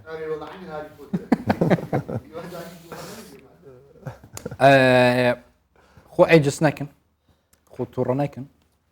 ژبلیک و دکتۆر هەلوستی گۆشتلانێت تەندروستی بە ئاسنا خراپە گوناحش گوناحیشە و عیبیشە و بەس وەڵی هەندێک جارێ بەشە تۆڕە دەبێت ئێستا خۆەوە کردی عاقل کردێت تووڕەمەبوون بەخوای بەخۆم جاری وە هەیە شای مەکەنەوە هەیە زوو تۆڕە دەبێت زە چەند ئینسان ناشرینە کە تووڕە دەبی خوایە من دوای تووڕەبوون فکر لێ دەکەم و باش ئەمەلی بەس گوت ئاوێ بەخۆ نزانم ئاو بژن با جاڕاش خراپن باینزان خراپە دەریاگەر جاڕەش برادەم چی نەدەم جەماعەتێ مامۆستا تۆ تۆڕەت بی توش چ تۆڕەت بی هەیە تووڕە بین نینە بابە دەیەوێ دەیەوێ ئەتا من نەمزانێ ئەگام لێ نەبووێ بۆ دێما سەیدا کەسێک نینە تووڕە نەبیت توش چ تۆڕەت بی مەسەلەن خودی یغلبیش بچیکۆ قەرەباڵغە بچیکۆنە خودی ڕاستیە نەخۆشە خەفسا بچیکە خەفسا بچیکە مرۆڤ تۆڕات بیت ڕاستی کە خەرباتە و شاربەدەکی خەڵ جەلۆ مەش تۆڕەبوونێ بینە دارێ بەێ بەکەش هەواکی خۆش سەرچاوێت جەماعەت دێ چ پێشکەشکردن بێ جارێ ئاڵە کەرم کەن کاتەوە چت بێ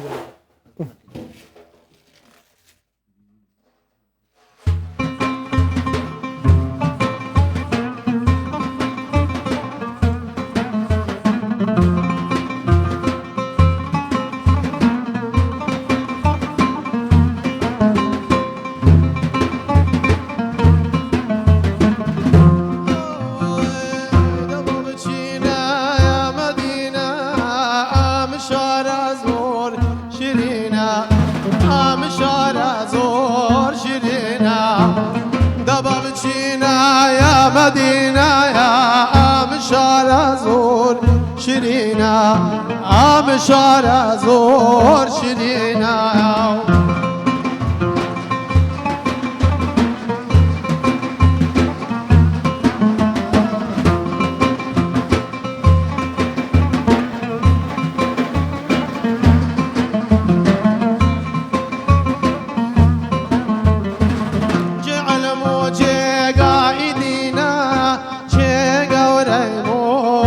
سلينا جاي قوري مرسلينا جعل موجه قايدينا چه گوری مرسلینا چه گوری مرسلینا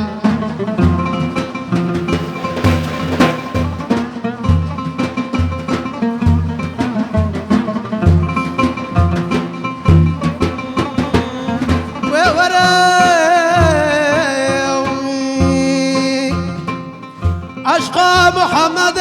رزان ووري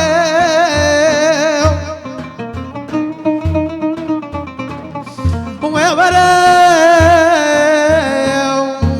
سنة واحمد رزان ووري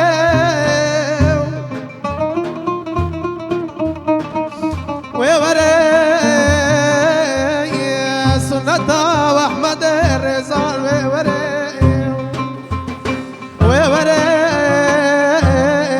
صباح واخر ووري رناكي جاوة معرتوي أرتوي شاي مدينة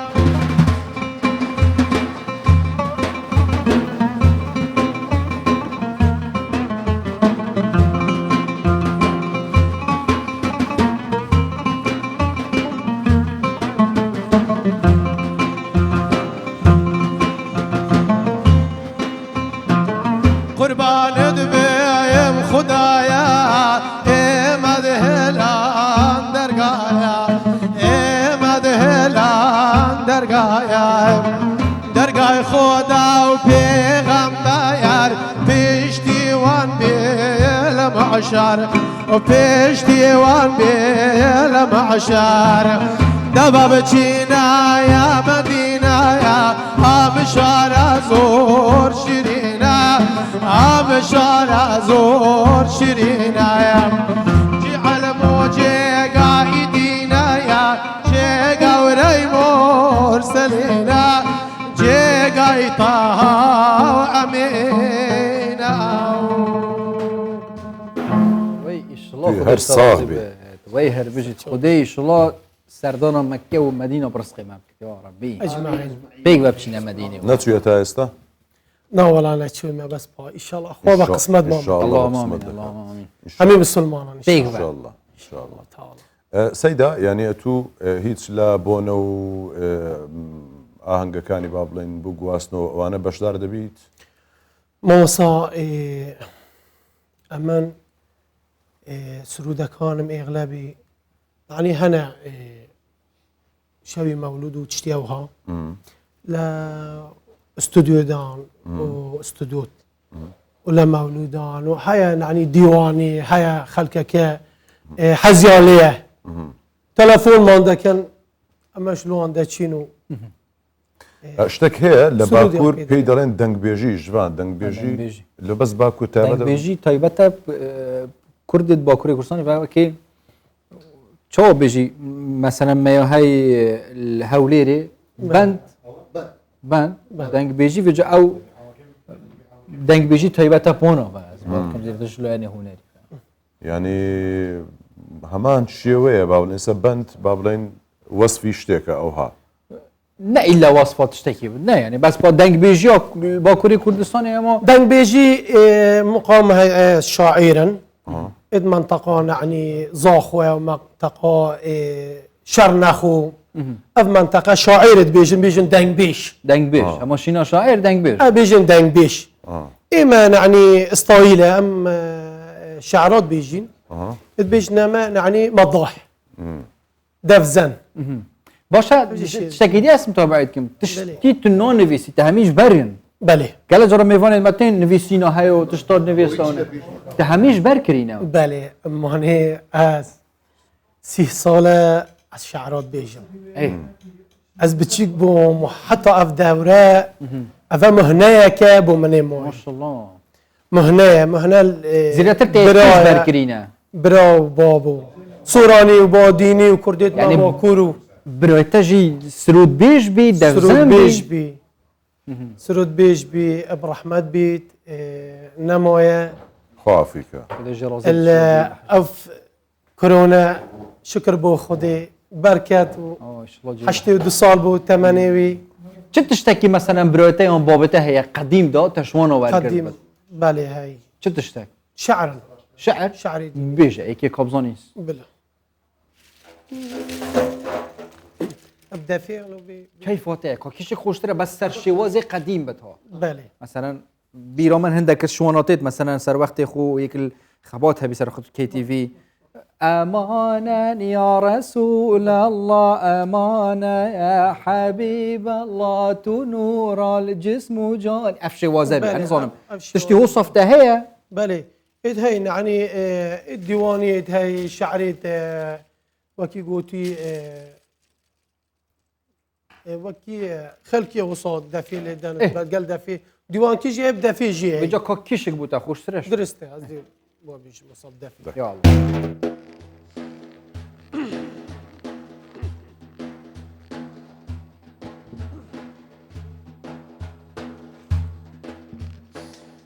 مولاني عيد مولاني عابد القادر قايلاني مولاني عيد مولاني عابد القادر قايلاني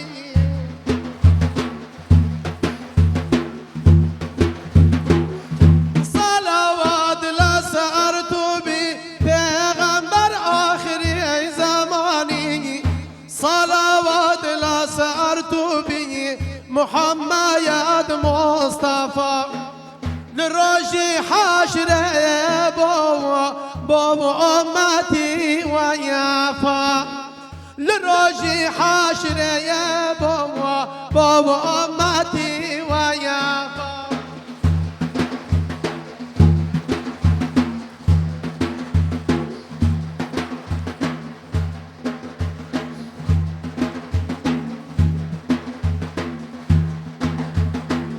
جبرائيل دايرك سابق بو هذا بخاري العثماني قرآن وآياته نبو پیغمبر نازداري قرآن وآياته نبو پیغمبر نازداري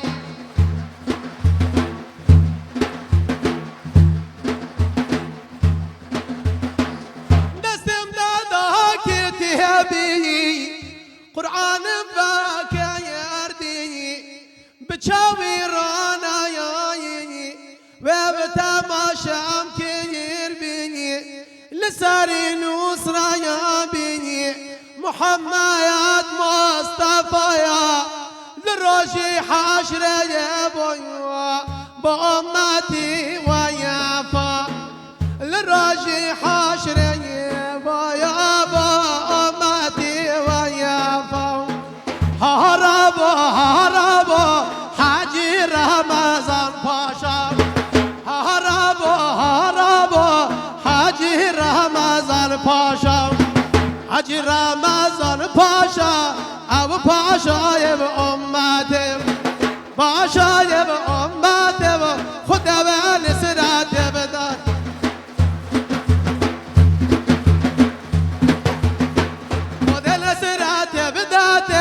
خيراتك يا شاد ولاته خذ نصرات بداته خيراتك يا شاد ولاته دجله بالا بكبا مل دهره هرميه وانا لو كاشر فاش كان لا بج قبر وجوهيه خينا صار بهدا چد وهكي جويكو كانيه لا بري بين دارا شانك عشر ربي يوم لا بري بين دارا شانك عشر ربي يوم دخدور دين مسلمكم فره ورمانية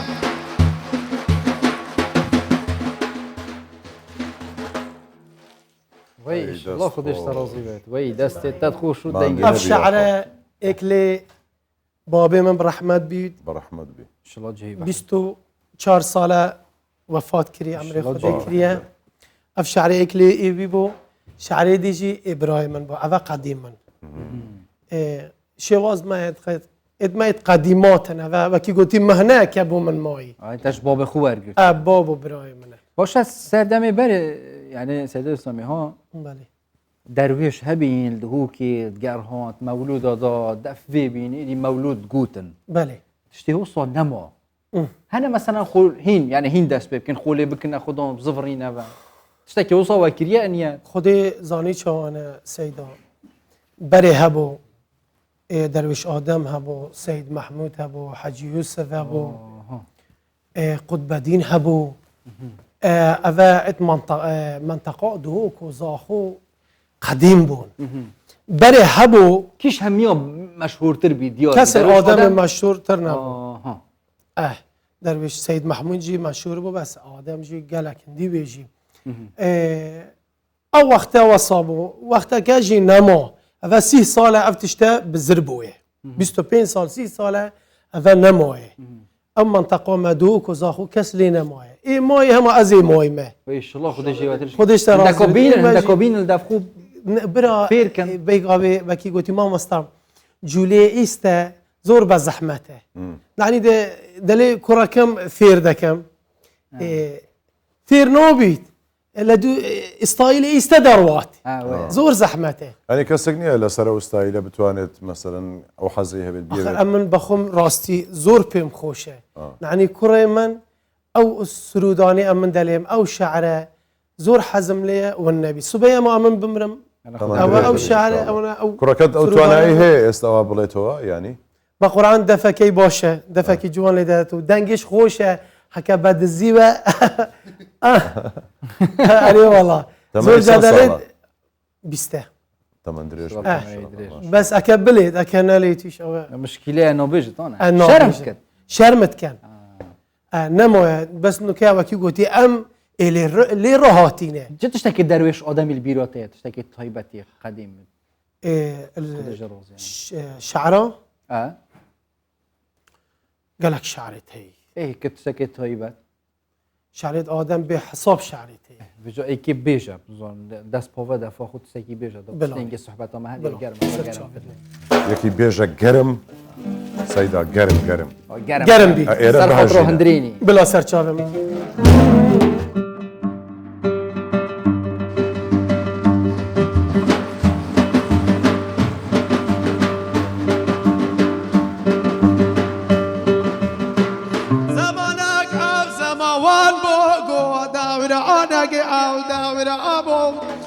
زمانك او زمان بو دورانك او دوران بو زمانك او زمان بو دورانك او دوران بو بار خرجم کافر ها بو یا پیغمبر پیعلیان بو جینه حتا اینه گو جیبینه حیا اینه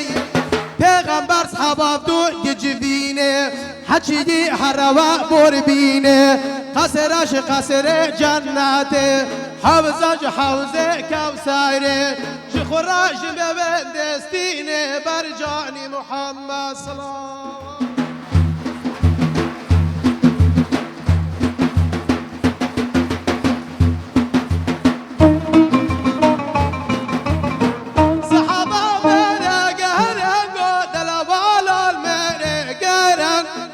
صحابة میره گرن گودل والال میره گرن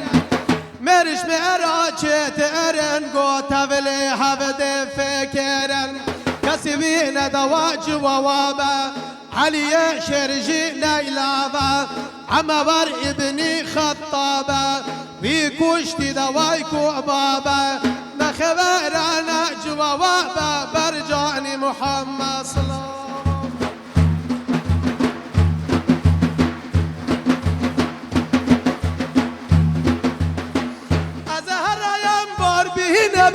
قصرج قصر جناته حفظ الحوزة كوثر قوش خراج وان بستينم يا الله يا وقبر قوس يا واربيا وعشر عمر تبدا صالق مبرقر بربي وبرستان چولو چولستان هاوین چی ما بی زمستان سر امامی عمر کد خاخ گراشه و گل یا شوشیا جمالا قشوا بی میوان قشوا بخوان المالا كتشوا خشوا لمالا ميوانو ها ميوانو دستو بلسر چاوانو هچی بی میوانه ماتی گونا به خود کم بیانو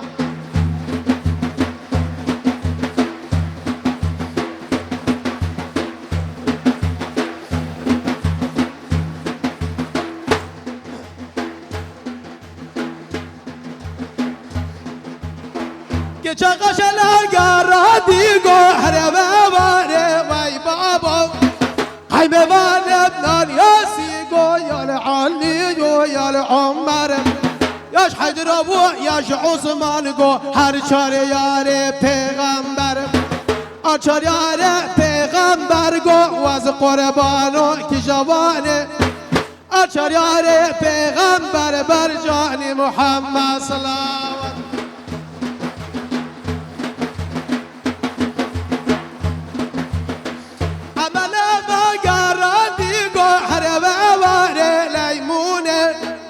بجندارا زيتونه قو زيتونه به قصوره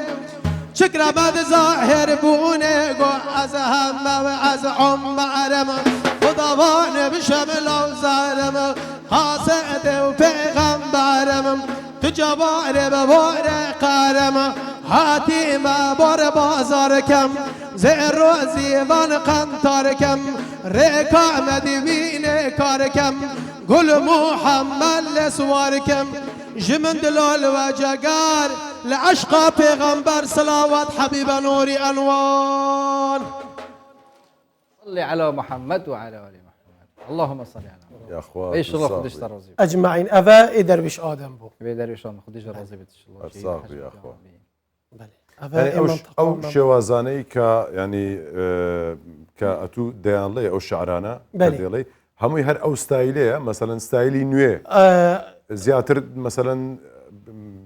حزن لس ستايليه كاو نوي انا مثلا همو ستايلك يا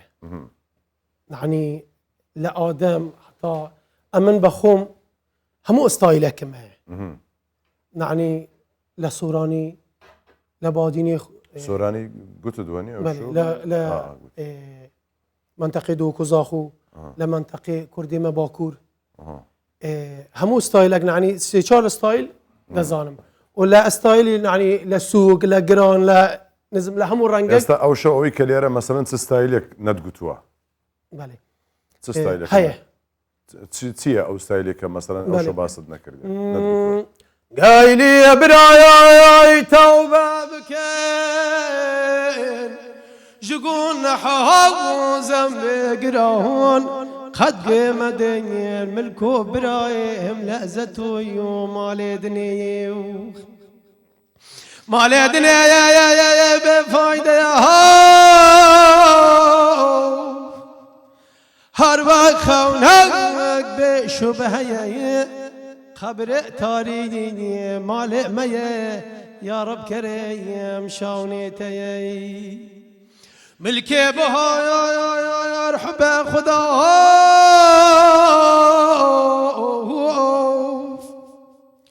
ملكي بها يا رحب خدا قد قيمدين ملكو براياهم لأزتو يوم الدنيا ملكي بها يا رحب خداي هرچی یک گایر تو باور نداهو روجا بچی جوه دنیه دام بگین جی مقصدایو ویلا منه یا ویلا منه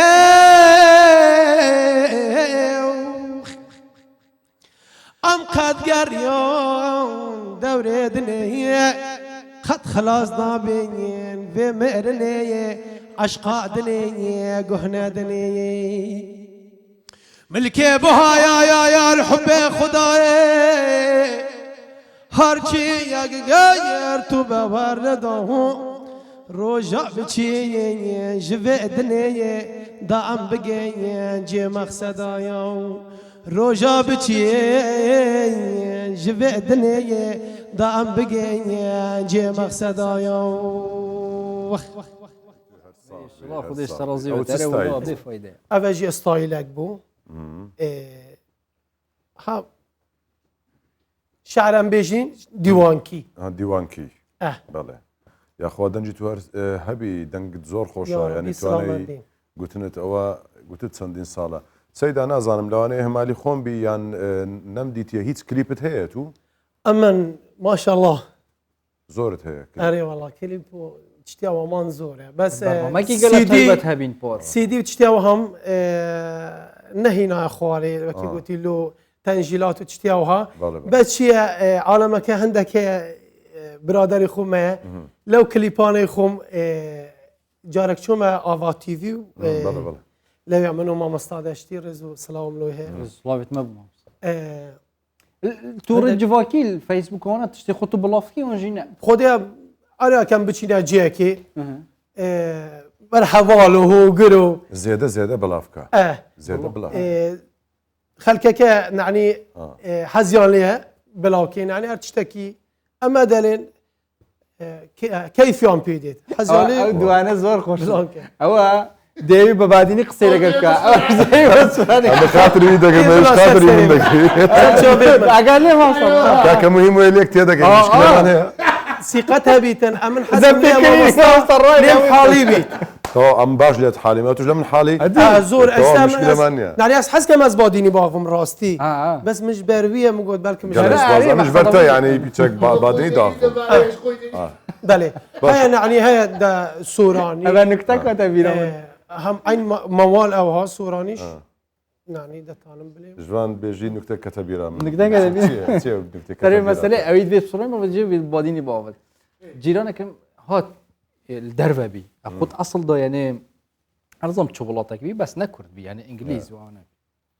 جيرانك كم يديجي قلب بروفك قلة زيدة محترم وقلب رئيس سلوفيت ما بو يزبين أنا وأنا أم قلة تيكلين أويجي فيو تيكل بتقلبي نزوني أبا إنجليزي نجداري هاكينا بتزانم غير كردن والله دي سرباني شول كر أو شو سرباني فيها سلاف كته هلا ويلكم نزانم بشه أيجي قلت شواني باشي أبي بإنجليزي قال أبي بكردي قال أخ مثلا واجي ولا خو موضوعك دياره ميويتم قال لي دي المهم إنسانك يك واتشدي حاضر كربي بيك با بس زاني حزم نتيا من نازانم أجر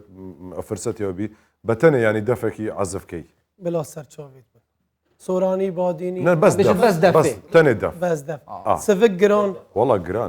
جران يعني بله يعني سوق بيت أنا استهلك أو هابي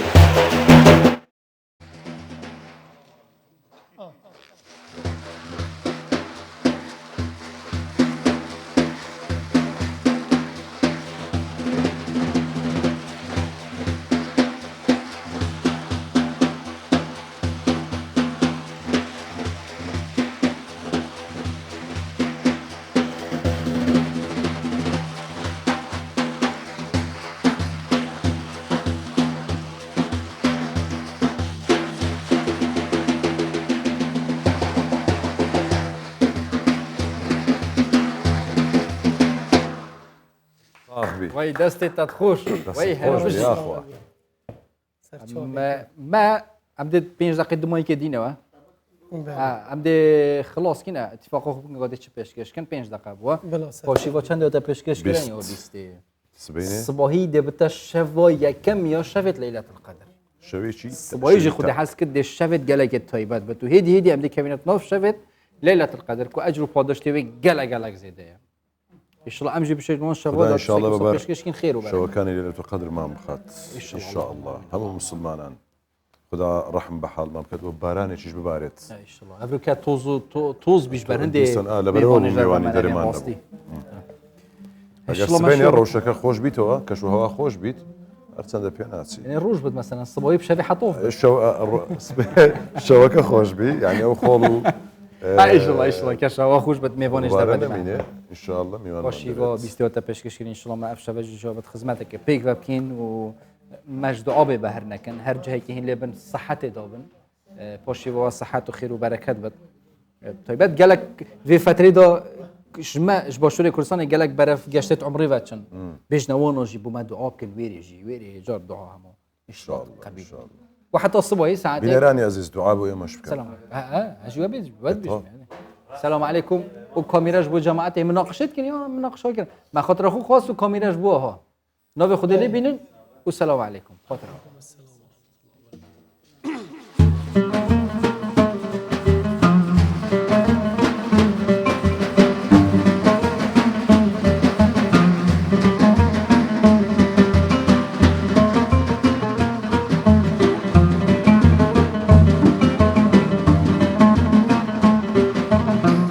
اللهم صل على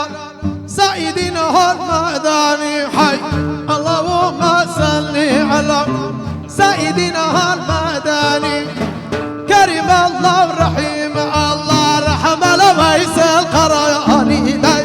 كريم الله رحيم الله رحم لويس القرآني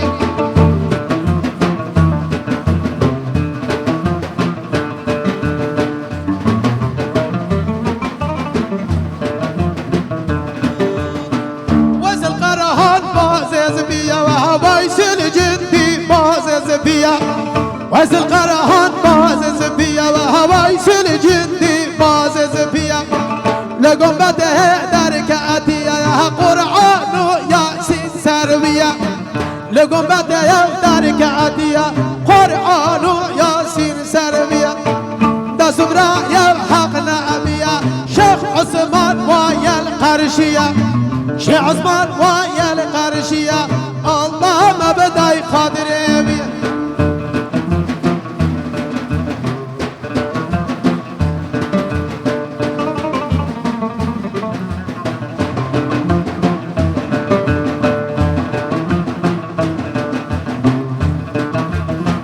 وزل قرهان بازي رشا وهي سنجهندي بازي رشا وزل قرهان بازي رشا وهي سنجهندي بازي رشا ترقم باكو دي مشا شم ديوا في شقوا خوشا تسمرا يا بلال حبشا إمداد ويسل قرياني دي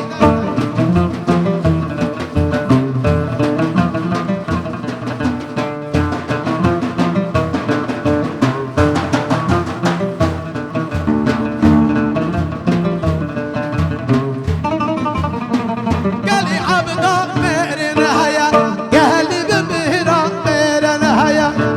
قالي عبدا مهر نهايا قلبي برها مهر نهايا بكلي لهم بما بدايا بكلي لهم بما بدايا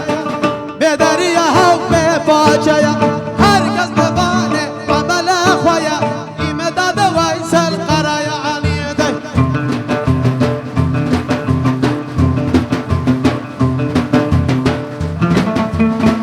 بس قرهان بازز بيا ويسل جندي بازز بيا ويسل قرهان بازز بيا ويسل جندي بازز بيا لقوم بده ودارك أديا شيخ عثمان ويا القرشية شيخ عثمان ويا القرشية الله ما بداي خاطر أبيا الله ما بداي خاطر أبيا إمداد ويسل قرياني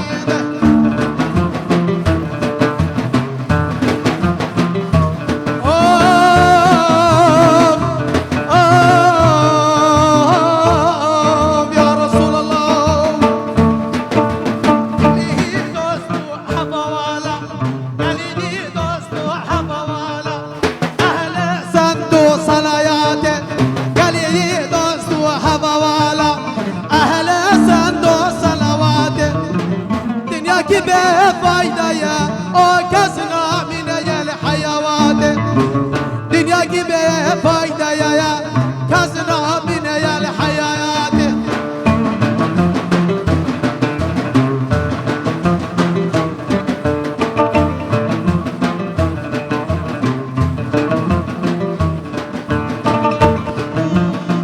دنيا كبه فايدة يا